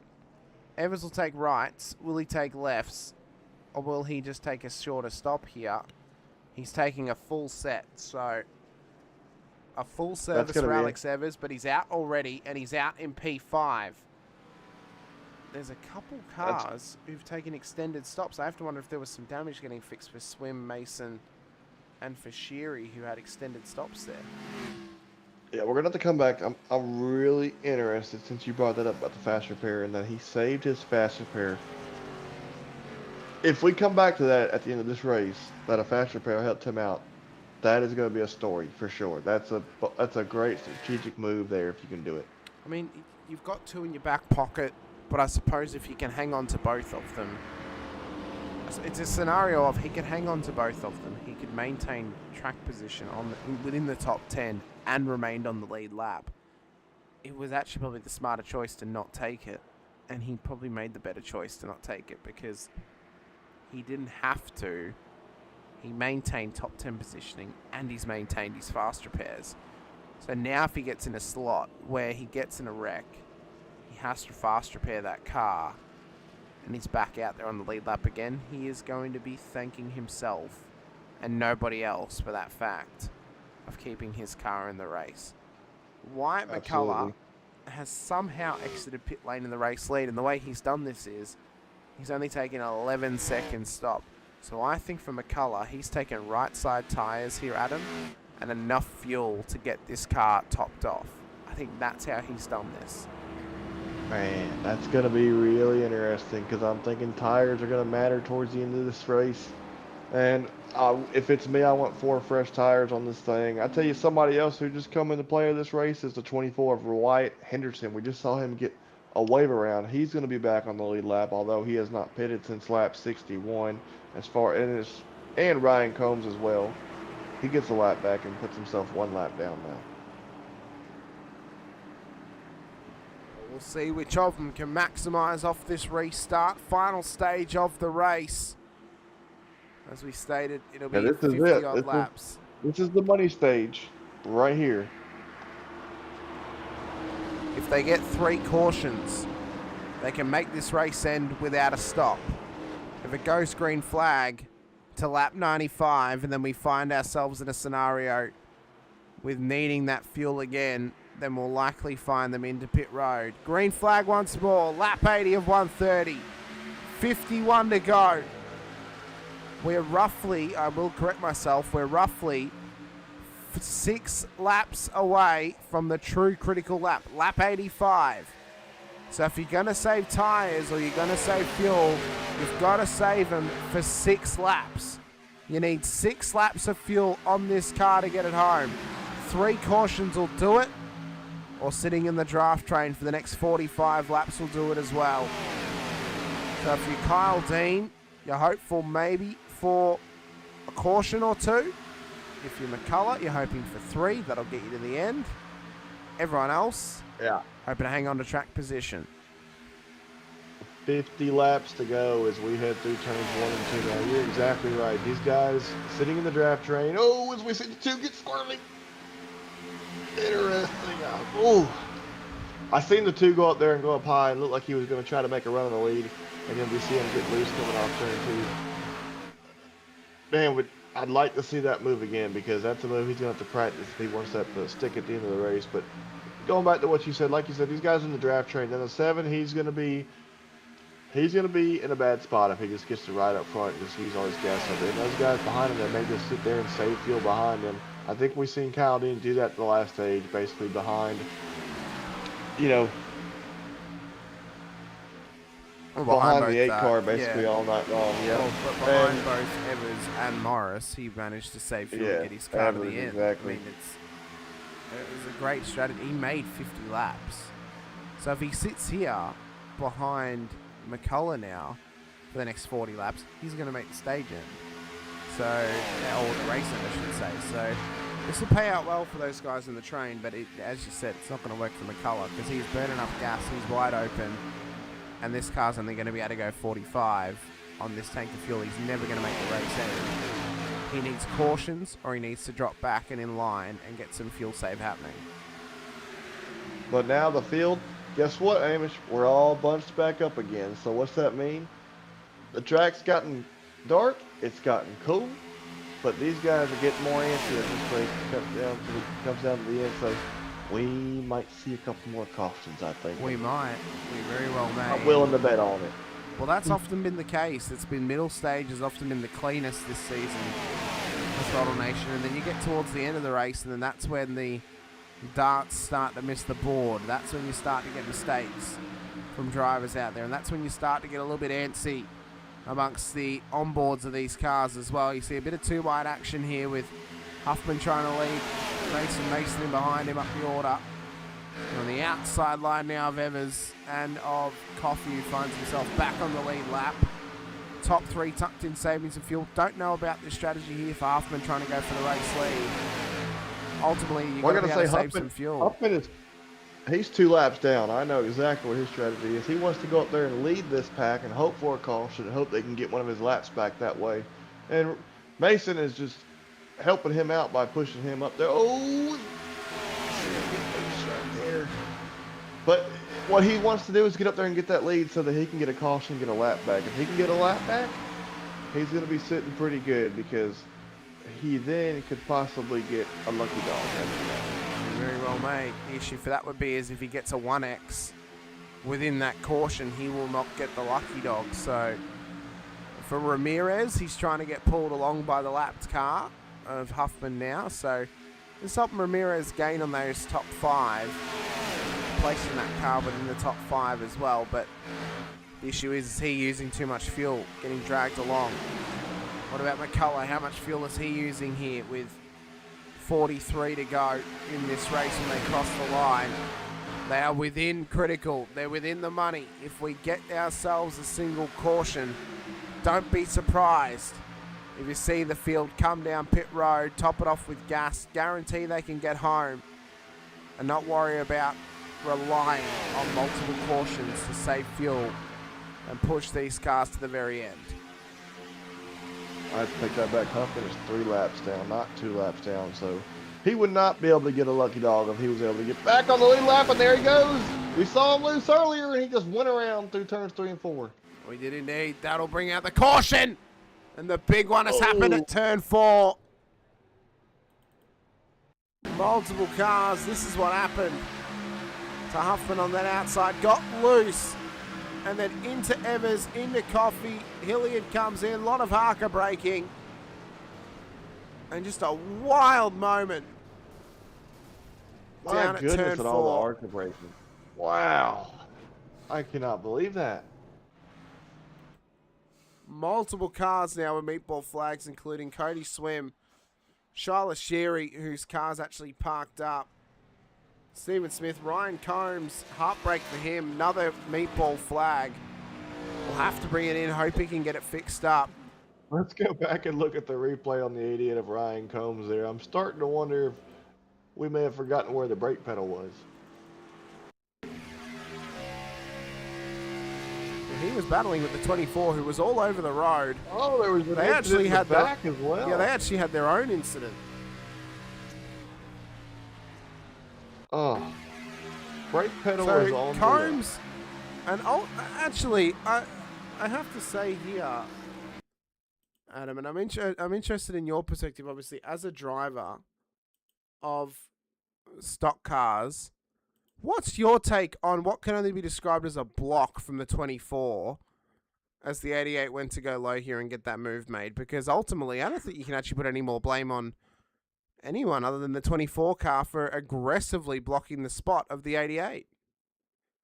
Yeah, you know, I have a rule when I'm racing. Block me once, shame on me. Block me twice, shame on you. So, you know, we saw the 88 go to the outside, 24 blocked him up. 88 peaks back down low, 24 comes back down low. I really can't put blame on the 88 right there.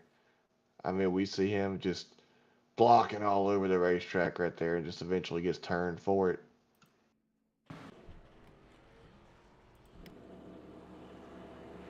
Which, I mean, we've seen that a lot in NASCAR racing, We especially do. on Superspeedway racing. You see it a lot at Talladega and Daytona. A lot of guys that are just blocking those strong runs, and they end up getting turned for it. And sometimes it's not even on purpose, but when you jump out at the last second when somebody's got a huge run coming, it's probably not going to work out too well for you. The heart has to go out to Ryan Combs. I believe his race is actually over. I think he's already used his 2 fast repairs, and that's his night done, unfortunately, for Ryan Combs. That's not helpful for him, of course. And yeah, then we mentioned it, and the question has to be asked of, you aggressively block, and it must be stated it's a reactionary block. That's how we know that it's aggressive, Adam, because you can clearly see that Ryan's gone for that low side, and the 24's just darted straight across again to hold him off. That there is probably as clear as day. And yes, as we stated, it's heartbreak for Combs because he has driven so well tonight to get that car back into a net positive position. And for it to end like that, and to end in the warfare, that's where the heartbreak has to go to him. Because you can't put any blame on him for that. Because he has no time but to try and react, and he can't. He doesn't have any time in the world to react fast enough. But the only thing I have to question is after that, when the wreck was going on through turns 3 and 4, and just the lack of slowing down there and getting into that wreck. I mean, we saw it on that replay. We saw the wreck going on in the windshield. We saw they had plenty of time to kind of slow up for that accident up there. We know the caution is I out. heard him apply brakes and slowing. What we'll do is, if we do get another either long green period here that we can break away from it, or we get another caution, we can go back and look at it, because I did hear him slowing through 4 up towards that wreck.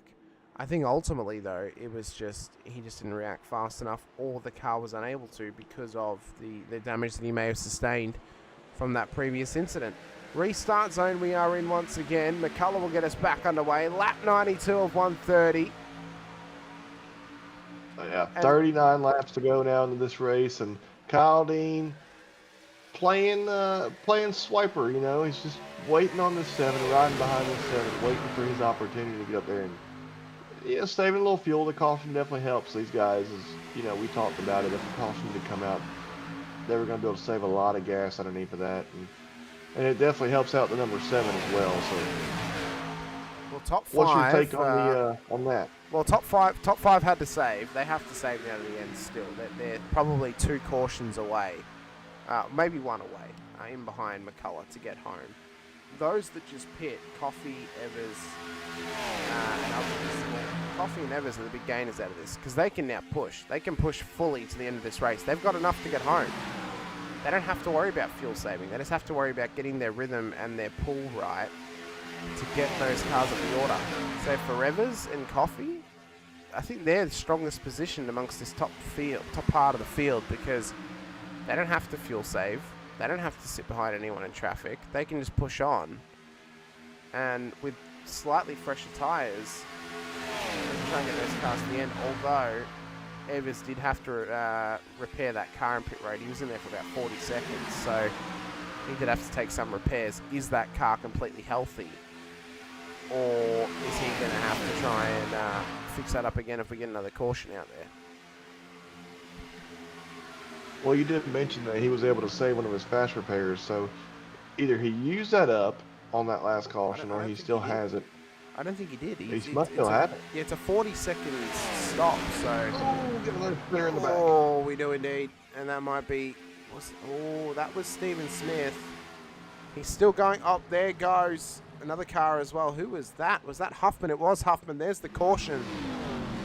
So, let's... there's Ryan Combs. Now that we've actually got the caution, let's quickly watch this back for Ryan Combs up towards that trainer car. A block on the 20. Yeah. It So just continues to try to block him up the track. But Yeah, then yeah. here, so he is actually slowing. He can see they're wrecking. He's slowing. He actually can't pull it up. So he was actually trying to stop, but he couldn't pull it up in time. I think that's the main issue for Combs is, yes, he had time to react, but he had the car to his inside. He couldn't completely slow, and unfortunately, that's where he's ended up. And this is the other incident for Huffman. That's just brought out this previous caution, so we'll get a better angle of this as well. That's how this happened. So, yes. Oh, looks like some contact there. Yeah, so he had Poe on his inside. Poe comes up high, taps the rear, tries to straighten him up again, can't quite straighten him up again. And then Smith is just a sitting duck for a wrecking car. So maybe a little bit of self-reflection. Huffman's just having all kinds of bad luck race tonight, isn't he? He is indeed. Hilliard's now in. Interesting call to come in now when they only need another set of tires. I'm sure. Let's watch this. Let's see if he takes 4. We'll see if he does. Interesting call though, because those top 4, I think the maths leads me to believe that they can make it home.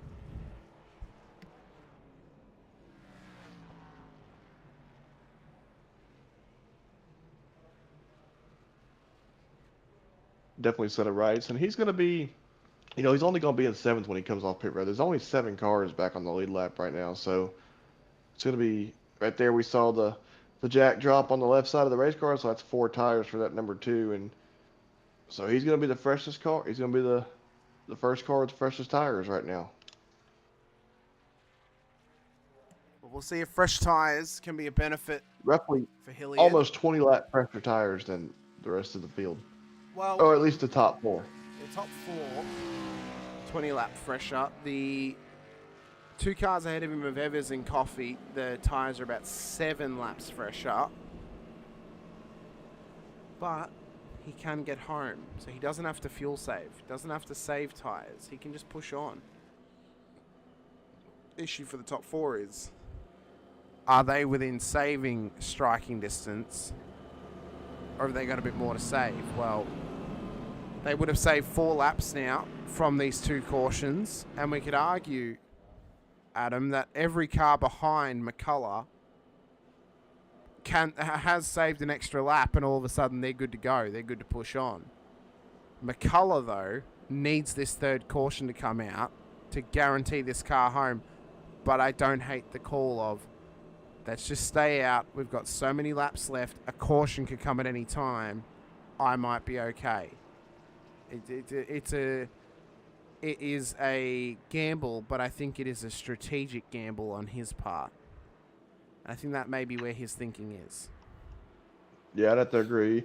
Obviously, these guys, these last couple cautions, they've been able to save, but now you're right, 100% correct. One more caution for this number 7, and I bet you we probably would not see any of these guys come back down pit road the rest of the race, barring another caution and possibly a stop for fresh tires. But we got, like we said, we got 7 cars on the lead lap. Number 2 car, that 3rd car on the outside line, he's going to be the first car on fresher tires, and we haven't really been able to see that outside line work when we get under green flag. So I'm curious, as these tires start to wear for these guys up front, that number 2 car, can he make some of these passes with those fresh tires around the outside of some of these guys? Because we just haven't seen it work yet. No, we haven't seen the outside line work to ultimate benefit. The inside has probably been the much better choice. I look to those guys that are behind this top 4 of Evers and Coffey and Hilliard, as you mentioned. Those guys are on much fresher tyres than those top 4.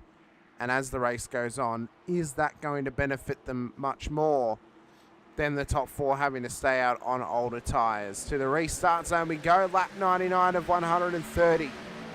We have got 32 laps to run here out at Echo Park Speedway. There is Huffman exiting pit lane. He's back onto the racing surface, but we're green flag once more. And Ramirez caught on the outside. That's going to cost him spots to Coffey. Hilliard. Evers has now dropped position as well to Hilliard too. Although, we say we haven't seen him move to the outside, but Lawrence, he's probably saved enough gas where he feels like he can get up there and try to battle for this lead and have enough fuel for the rest of the race. I think he has, and I think he's willing to push for it now. Triple-digit number. Lap 100 of 130. 31 to go. And as you stated, Morris is going for it. He wants this outside run, but the inside is so strong through turn 1 and 2. He can't get the run that he wants. Watch for Coffee, though. Fresher tyres. Watch for Hilliard. Fresher tyres. And for Evers. Morris and Ramirez are caught on the outside line with no one to pull them along. The inside may start to rocket away here. Yeah, I'm starting to wonder if Morris, he's got to be hoping he can get back down to that inside because he's going to lose a little bit of track position unless Caldine moves up to draft with him right there. He's going to start losing a little bit of track position with no help on that outside. So, 30 laps to go. There's still plenty of time in this race. These guys got plenty of time to be patient. Not any reason to kind of like rush through this thing right now and try to get up to that front. Just save your stuff. It's me. I'm trying to save my tires for the end of this race. I'm not trying to make any kind of crazy moves.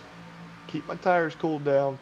Wait till about the last 10 laps and make a charge as we see Morris scrape the wall going into turn 1 number right there. Yeah, that was, I think both Morris and Ramirez scraped it then. We saw Evers dart low to try and avoid any further contact with that 13 car of Mason Ramirez on the outside line. So I agree with you, Adam. I think save your stuff at this point. You don't need to push on too hard. You've still got a little under 30 laps to go. You may as well hang on to your tyres, hang on to your fuel. It's all good and healthy to be in the race lead, but at a plate racing circuit like Echo Park, being in the race lead, yes, it's good, but it's not going to be nearly as beneficial as what it would be, say, at a 1.5 mile circuit. Wouldn't be nearly as beneficial as, say, a Kansas or a Vegas or even a New Hampshire. It's much more viable at those tracks comparatively to Echo Park. Your better position to be here is probably P2 or P3 because you're able to push on. As Ryder Poe has just gotten himself disqualified, I think for hitting the incident limit possibly. He is now out of this race. That's very unfortunate for Ryder Poe. Amish, I got to thank the guy that I'm really just looking at right now is Kyle Dean. We've just seen him up front all day long, and we've seen him over the last, 50 to 75 laps just riding in that second spot, not really trying to make a move. I'm starting to wonder if that move he tried to make on Morris at the end of the stage 2, was that a little bit of a practice move to kind of see what he had to do, for the end of the race? Quite possibly. Pre-planning ahead, I mean, you've only got so many laps to go. You're only going to gain a solitary point in the stage, so if you do get by him, you get that benefit. If you don't get by him, you'll learn something for later in the race. And again, that could be the sound strategy that needs to be at play for him. And realistically, for this whole front pack, rhythm and knowing when you can push, those are going to be the 2 key elements to try and get yourself the win here at Echo Park. It's 25 to go. McCullough still leads the way. Arguably needs a caution to get this car home, or he needs to get into the traffic, get into the train, get a bit of fuel save happening. Because right now it's not happening with him leading this race. Oh, they're getting super loose. A bit of an incident there. And they're just trying to hang on as best they can. The name I look to now is, what about Christian Coffey? Started inside of the top 10. Fresher tyres as Ramirez runs high up in the wall. He wants to move as Kyle Dean now goes to the outside, and you see them looking to follow him. Coffey caught up high, but he's trying to get this car stable. Yeah, is he going to be able to do it? The 5 is loose off 4.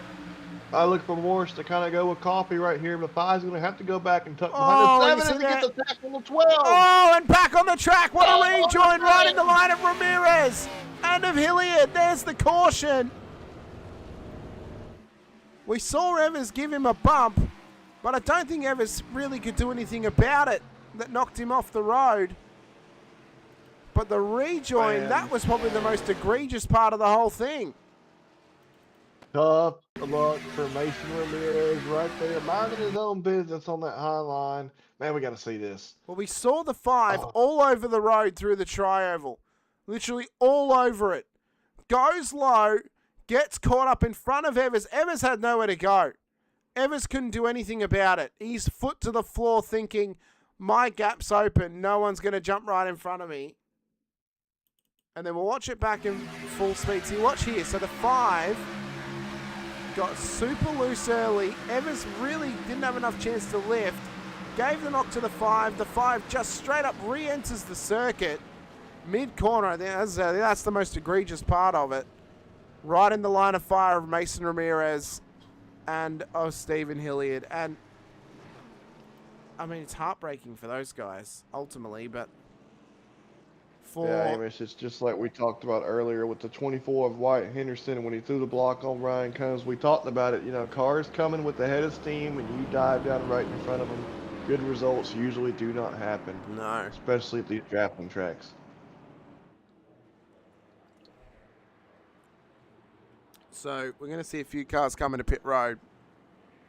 I suspect that Evers is finally going to use this fast repair, by the way. Oh, he's almost got to. He's got to right here. Yeah. How many laps are we going to have on the restart? About 25 to go? That'd be less than that. We're on 110 now, so by the time the restart, probably less than 20. Maybe 18 or 17 laps to go.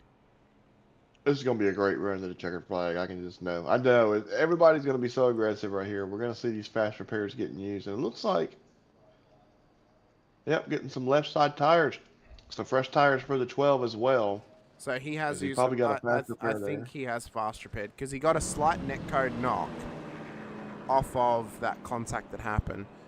Carol in the chat with us saying 5 was bound to wreck the pack eventually. So I think based on how the 5 was running, they were all over the road in that moment, and you could kind of see it coming off the back of that. Sandman was out in the chat with us too, saying the downforce was so bad in the car, it would just lose the nose, and there was no saving it at that point. So it's interesting in how this has kind of come about. But as we said, if we go further back for that incident with Coffee and Co., which is the fact that Coffee's still out there after that wreck is astounding to me. He hasn't actually come in to fast repair it. But we need to go slightly further back to where the yellow flag is. Because the point we need to watch for is this. So he's up high. Morris gives him a bump. So Morris actually gave him a bump and knocked him low. So actually, we could argue that there might be a little bit on Morris for knocking him low. He looks to have gotten it resettled. He wanted to go back up high again, but he couldn't quite get there because of the oncoming Dean. Comes down low. Evers has nowhere to go.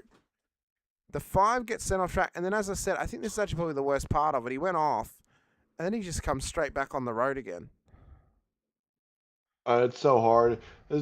That push from Morris off a turn definitely got that 5 out of control and loose the rest of the straightaway. It's so hard though right there when you get a push and you're going so fast.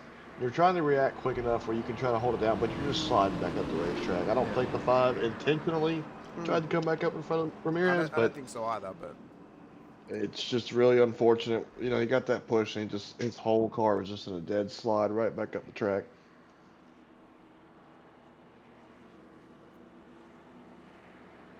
So going back to Evers, the 12 car, he's going to be my one to watch now. Dean has been strong. The 7 has really proven to be, these cautions have definitely helped him in trying to hold his track position. Morris has been strong. Morris already with a win underneath of his belt. But Evers, sitting second in points, we saw him really strong in the first stage, but now that he's got some fresh tires, he's got a fast repair, I look for him to get back up front right here. Well, Evers has gotten his car repaired, as did Ramirez, as did Coffee. All 3 of them came in. The top 3 did not. And there's fresh tyres on board those 3 cars as well. Green flag, 19 laps to go. And we can guarantee that McCullough can now make the race end off of this final caution that he needed. So he finally got the caution that he needed to get this car home. He can do it on fuel now. The issue then remains, though, how are the tyres? Because they're significantly older and the car's directly abreast from them. Because Ramirez and Coffee have got 30-lap newer tyres on their cars comparatively to the top 3. Is that going to match us to having greater pace and greater grip advantage throughout the rest of this one. And something amiss there with the 12 on that restart of Evers back in 6th position. He just did not, something happened back there. They didn't get a good restart, and it looks like they've probably lost the draft. So we're talking about a 5-car breakaway here, trailing this number 7 of McCullough.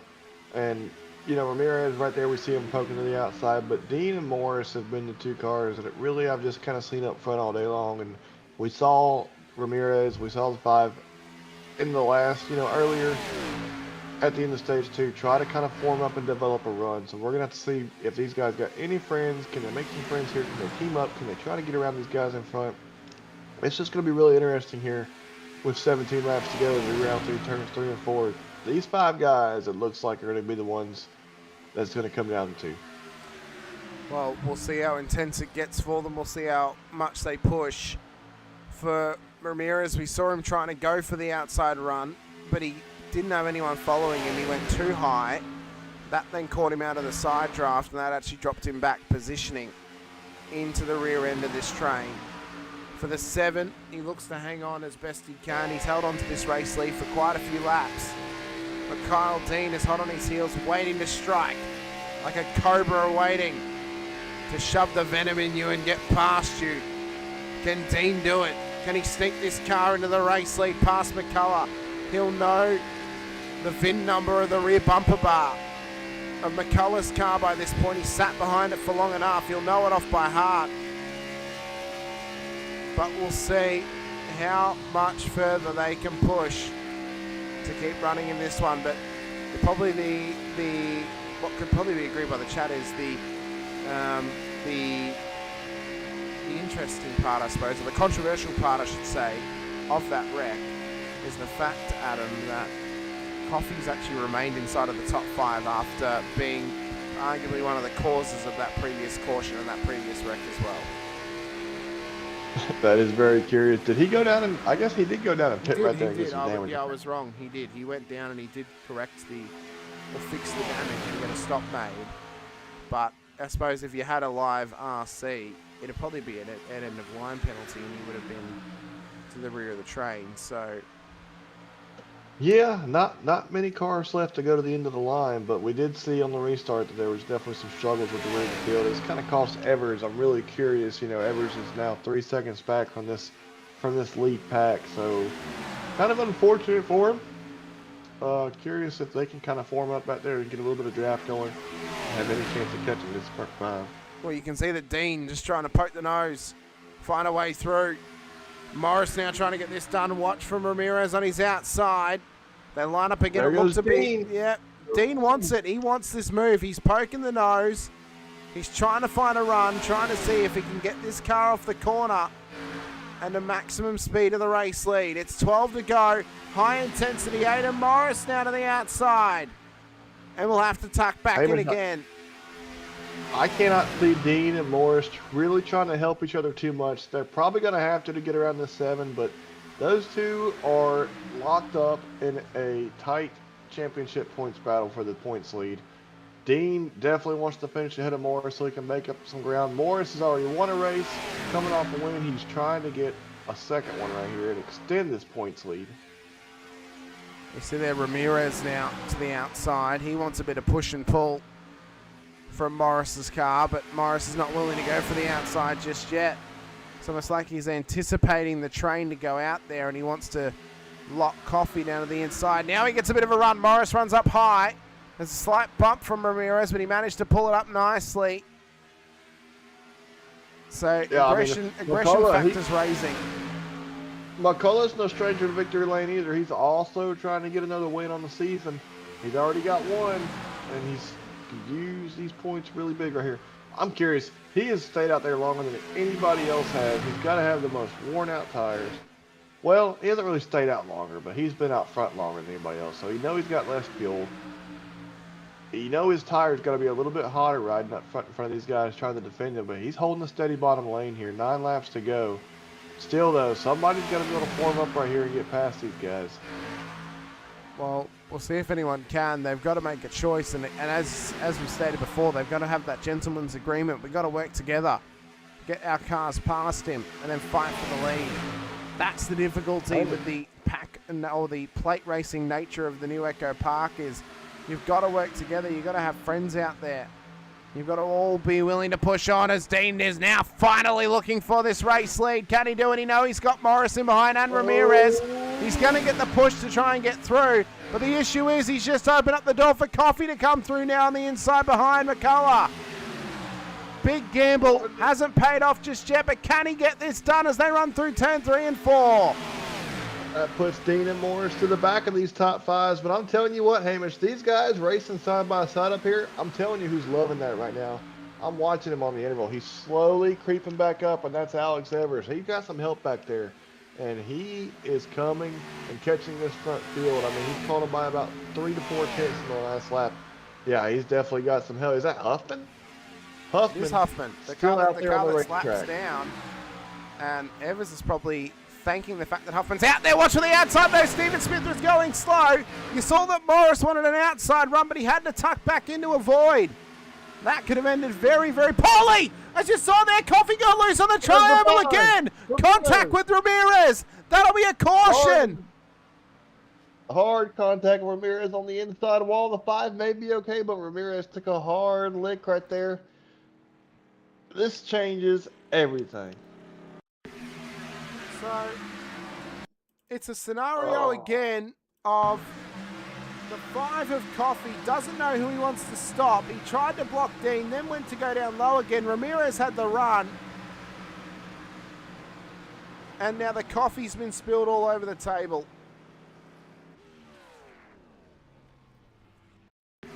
I see what you did there. Thank you. So, if we go back here, so he's up in behind the 7. It's like he tries to go up high to get a run, realizes he doesn't have the run, then realizes, oh, wait, no, I've got to go low and sit behind him again.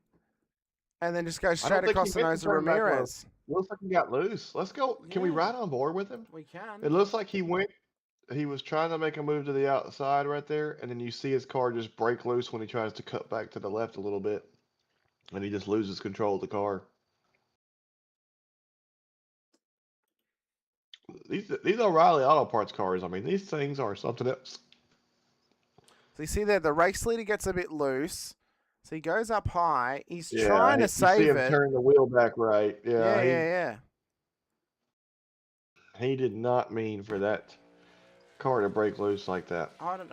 Ramirez is the innocent bystander there. Yeah, he really is. And you then have to question of, okay, so how have you got that car set up that it is so loose that you're not able to hang on to it at that point? And is it that your steering rack is too loose? Is it that it's too tight?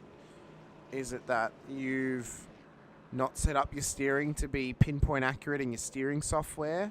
What's led to that moment happening for you? What's led to that moment happening for Coffee? And how's that broken down to happen as well? Those are the little things that you've got to try and figure out and run through. But the difficulty is, the problem is as well, it's 2 wrecks in a row that he's been caught up in by getting loose, running across multiple lanes, and then other drivers being sitting ducks and nowhere to go. Yeah, that's part of these cars, and somebody brought it up earlier, all the downforce that these cars have, I mean, and all the horsepower as well. These things are sitting really low to the ground, so when you try to make these aggressive and just kind of quick moves, not a lot of adjustments these guys can make. I mean, they can go in there and they can change their steering ratio, and they can change a little bit of their steering offset, a little bit of that on their rack of their steering column and everything, but not a lot of adjustments. These guys are running basically fixed setup. Well, it is. It's a fixed setup series, but you can adjust your steering ratio or your rack. Those are the only things, and then probably your brake bias, the only things you can really change. So... yeah, so there's a little bit there with the steering ratio. You can kind of make the car less sensitive to some of those changes, but it depends on how sensitive you make that steering ratio. So he might have his setup a little bit looser than probably what he needs it to be.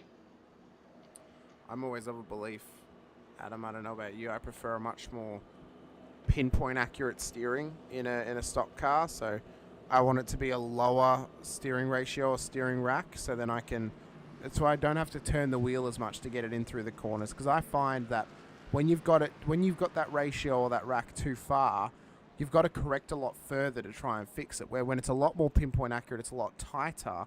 You don't have to turn the wheel as much to actually correct where you're going. It then becomes less of a wrestle and more of a tap dance. It almost becomes more of a ballet that you've got to try and almost smoothly, or as smooth as possible, just try and massage the car around. You're not trying to wrestle it around. You're just trying to coax it.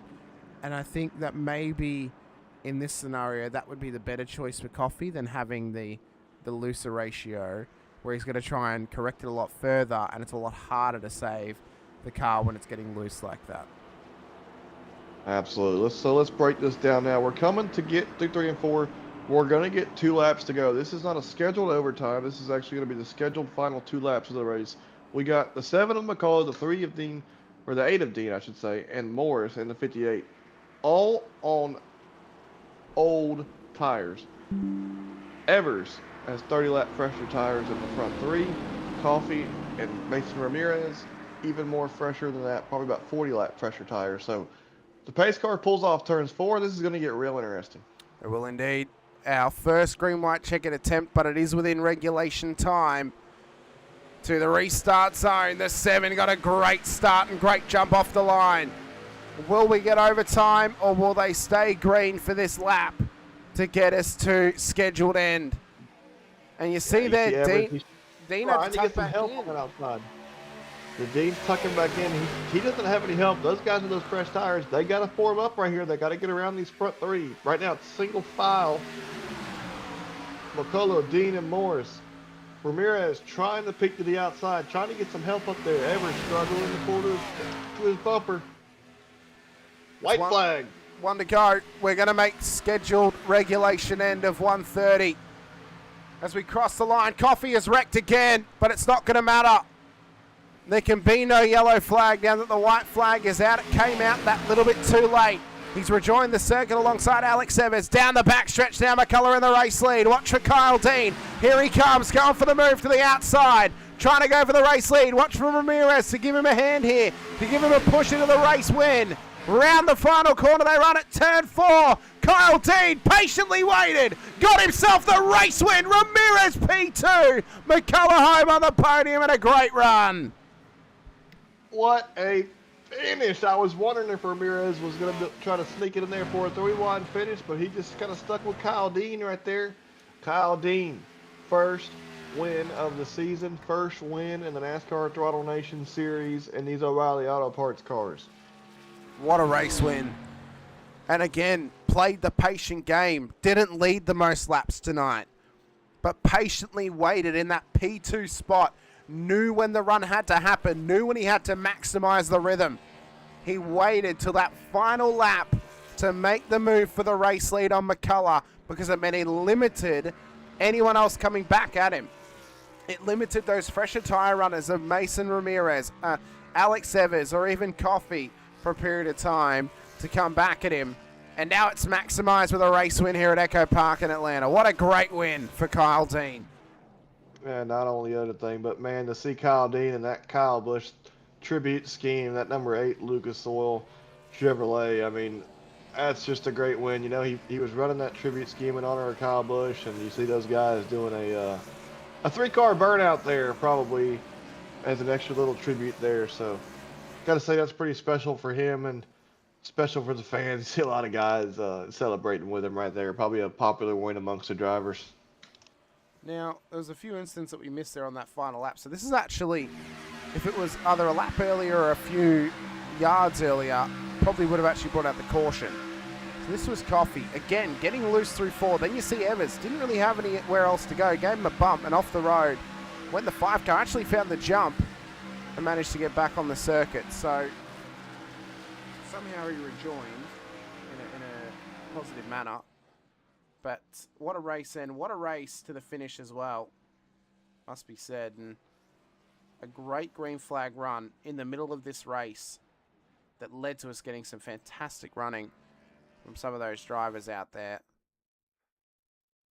And what more could you have asked for here out of the NASCAR Throttle Nation Series? Oh, I mean, that's just a great finish. I mean, those guys really stuck in. Kyle Dean, I gotta say, gotta give credit to him. You know, he was up front all race long, kept his track position.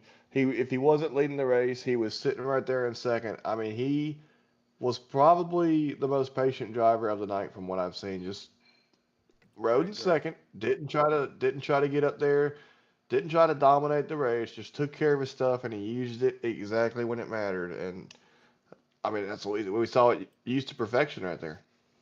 We did indeed. This was the race results for you for the NASCAR Throttle Nation Series for round 4 this evening at Echo Park. It was Kyle Dean in the race win ahead of Racing Mason Ramirez out of P2. Wyatt McCullough, led the most laps of this race, 50 laps, but lost it on the final lap to Dean to finish P3.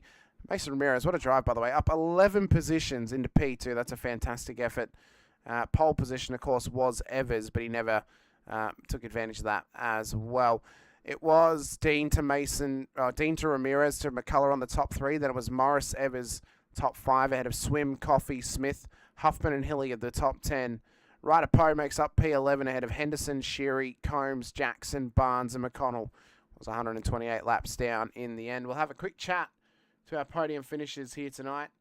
And we'll begin with our P3 on the road if he is within the Discord. Let's see if we can find him. We can find him. He's right here. So let's drag him in and have a very quick chat with one Mr. Wyatt McCullough. Wyatt, welcome in. P3 in the end. Didn't quite get that race when you led the most laps, but Kyle Dean maximised his opportunity to get the push past you and got by you right on the line. But what a race for you, sir. Well done. Great drive. Nice and clean, nice and tidy, and a podium to boot at the end of this one.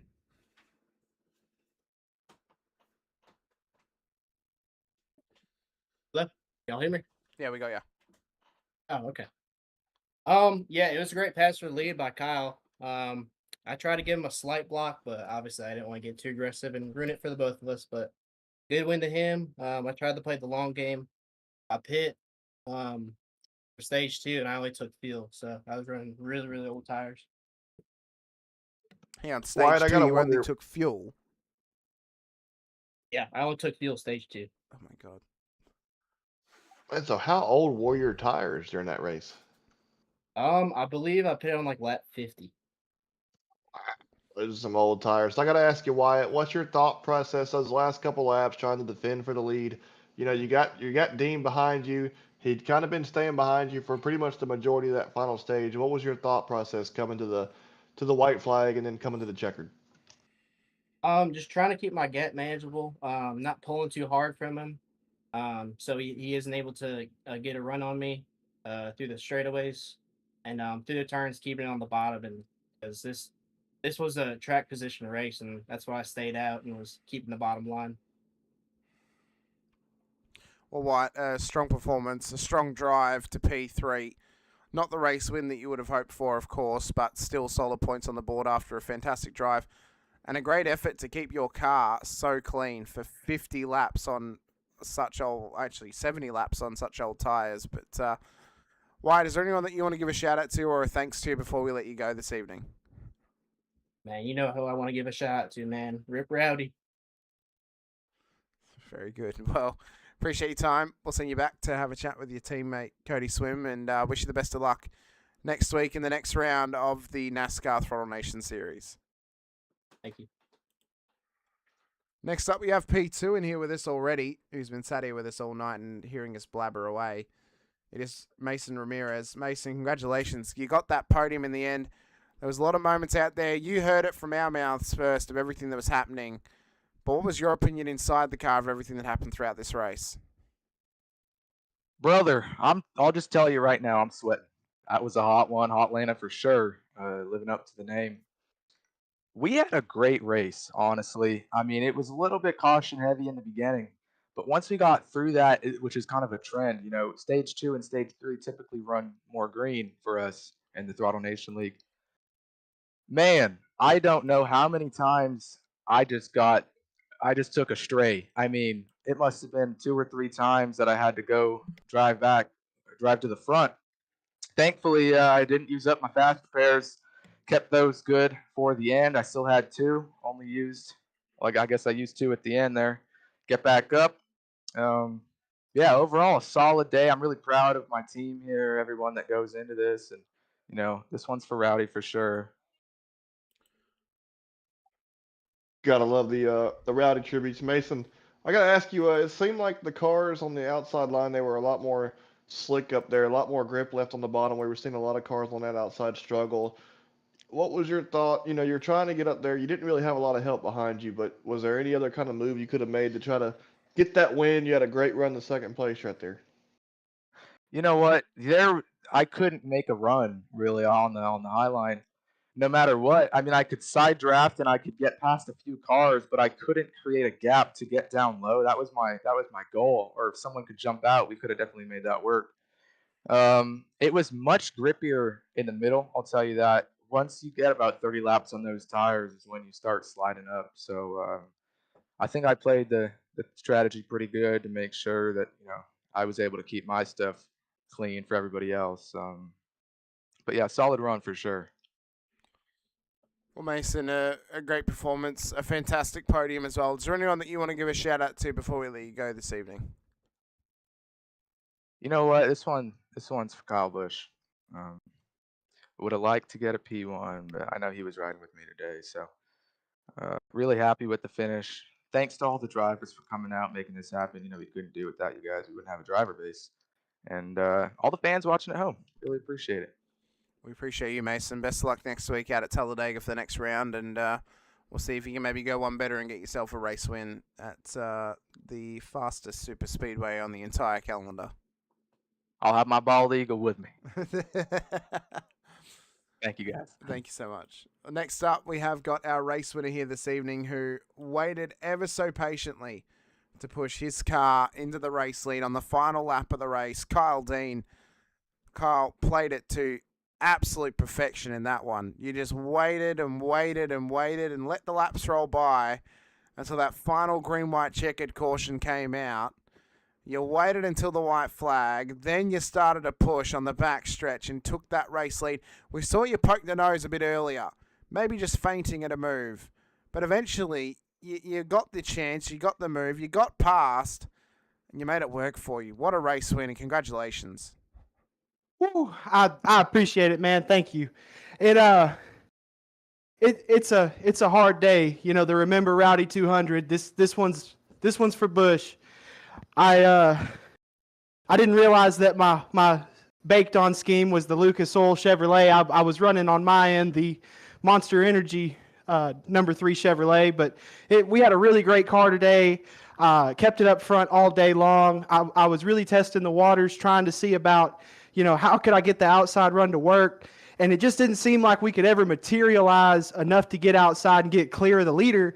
And I kind of realized in the middle of stage 3, I was like, well, I guess I just got to keep second place and wait until that last lap and hope he doesn't push me up the racetrack. Just everything seemed to work out there with Mason giving me a huge push down the front straightaway and keeping me clear. Ooh, what a race. Well, I mean, polar opposite to last week's race, and it's been an up and down roller coaster ride over the last few weeks for you as well. What sort of momentum does this give you now leading into the next few weeks before the mid-season break? Dega next week, we've got the likes of Kansas coming up as well. Do you think this gives you some momentum going forward, or do you think there's still some more work to do across the next few rounds? There's definitely some more work to do across the next few rounds. Rockingham was an absolute heartbreaker. We had a missile of a car that day. Just wasn't familiar with turn 3, and that bump just caught me, and it ended up wiping the car out. Las Vegas, we were racing with some people that I don't really think should have been racing as hard as they were that early, but we definitely had a good car at Las Vegas. I definitely have a good car going into Kansas. I'm not sure how New Hampshire is going to be for me, but I know, y'all have seen me run really, really good at Daytona. I ran up front here at Atlanta today. Y'all just watch out. Talladega's next. We'll have to wait and see. Adam, is there anything you want to ask or say to Kyle before we let him go? Kyle, I gotta ask you. Seeing that number 8 Kyle Busch scheme basically win this race tonight. What does that mean to you to be able to do that in this race? And of course, our thoughts and prayers are with the Busch family at this time. It it means the absolute world to me to be able to take his car to victory lane one more time. There has been a void in my heart since Thursday, since I found out the news. That has been my driver, my hero since 2005. And I still can't, I can't even fathom to this day that it's real, that he's gone. And, you know, I'm praying for his wife, Samantha. I'm praying for his son, Brexton, his daughter, Lennox. I'm praying for his brother, Kurt. My heart goes out to that whole family, man. This is beyond racing. This is beyond, you know, NASCAR. This is something that feels super personal to a lot of us right now. Well, we hope that it's a race win that, as bittersweet as it may be, the sweetness can overcome the bitterness of it as well, off of that. But Kyle, we appreciate your time. Appreciate you coming over to chat to us as well. Is there anyone that you want to give a shout out to before we let you go? I just want to shout out my beautiful wife, B. Garcia. That's what I named my paint shop after, Beeline Designs. Got to shout out my own shop there. And I want to give a huge shout out to Guitar Center 449. That is my home, and those are my people. Thank you so much, Kyle. Best of luck next week out at Talladega, and congratulations on the race win here at Echo Park. Hey, thank you, man. Thanks so much. Appreciate it. Well, Adam, that'll bring us to an end for tonight's broadcast here for the NASCAR Throttle Nation series. And we want to give a thank you to everyone that's joined us here this evening as well across the night. And if you've enjoyed the show, you've enjoyed everything you've seen, then help support us by clicking the like button, the subscribe, and the bell icon as well, so you're notified whenever we go racing right here on the channel. We've got more action to come your way for more, obviously, NASCAR-style action this weekend, of course. We've got tomorrow, the Maximum Velocity Racing League continues their chase as the CNC Home Designs Truck Series returns once more, and even more racing series as well across your weekend. So you can catch it all live here on Motormouth Broadcasting across many different time slots, so you can get a lot of different racing onto your screens throughout the weekend as well. Big thank you to all of the series sponsors that help get the series on board for you, and a big thank you to our stream sponsors, of course, as well, DRE Digital Race Engineer, Track Cams and Gourmets, and as well to the Roasted Record down in Stuart, Florida.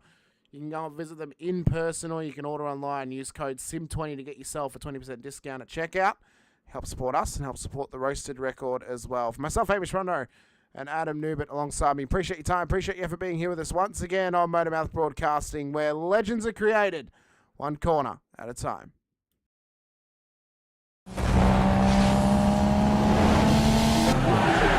Yeah.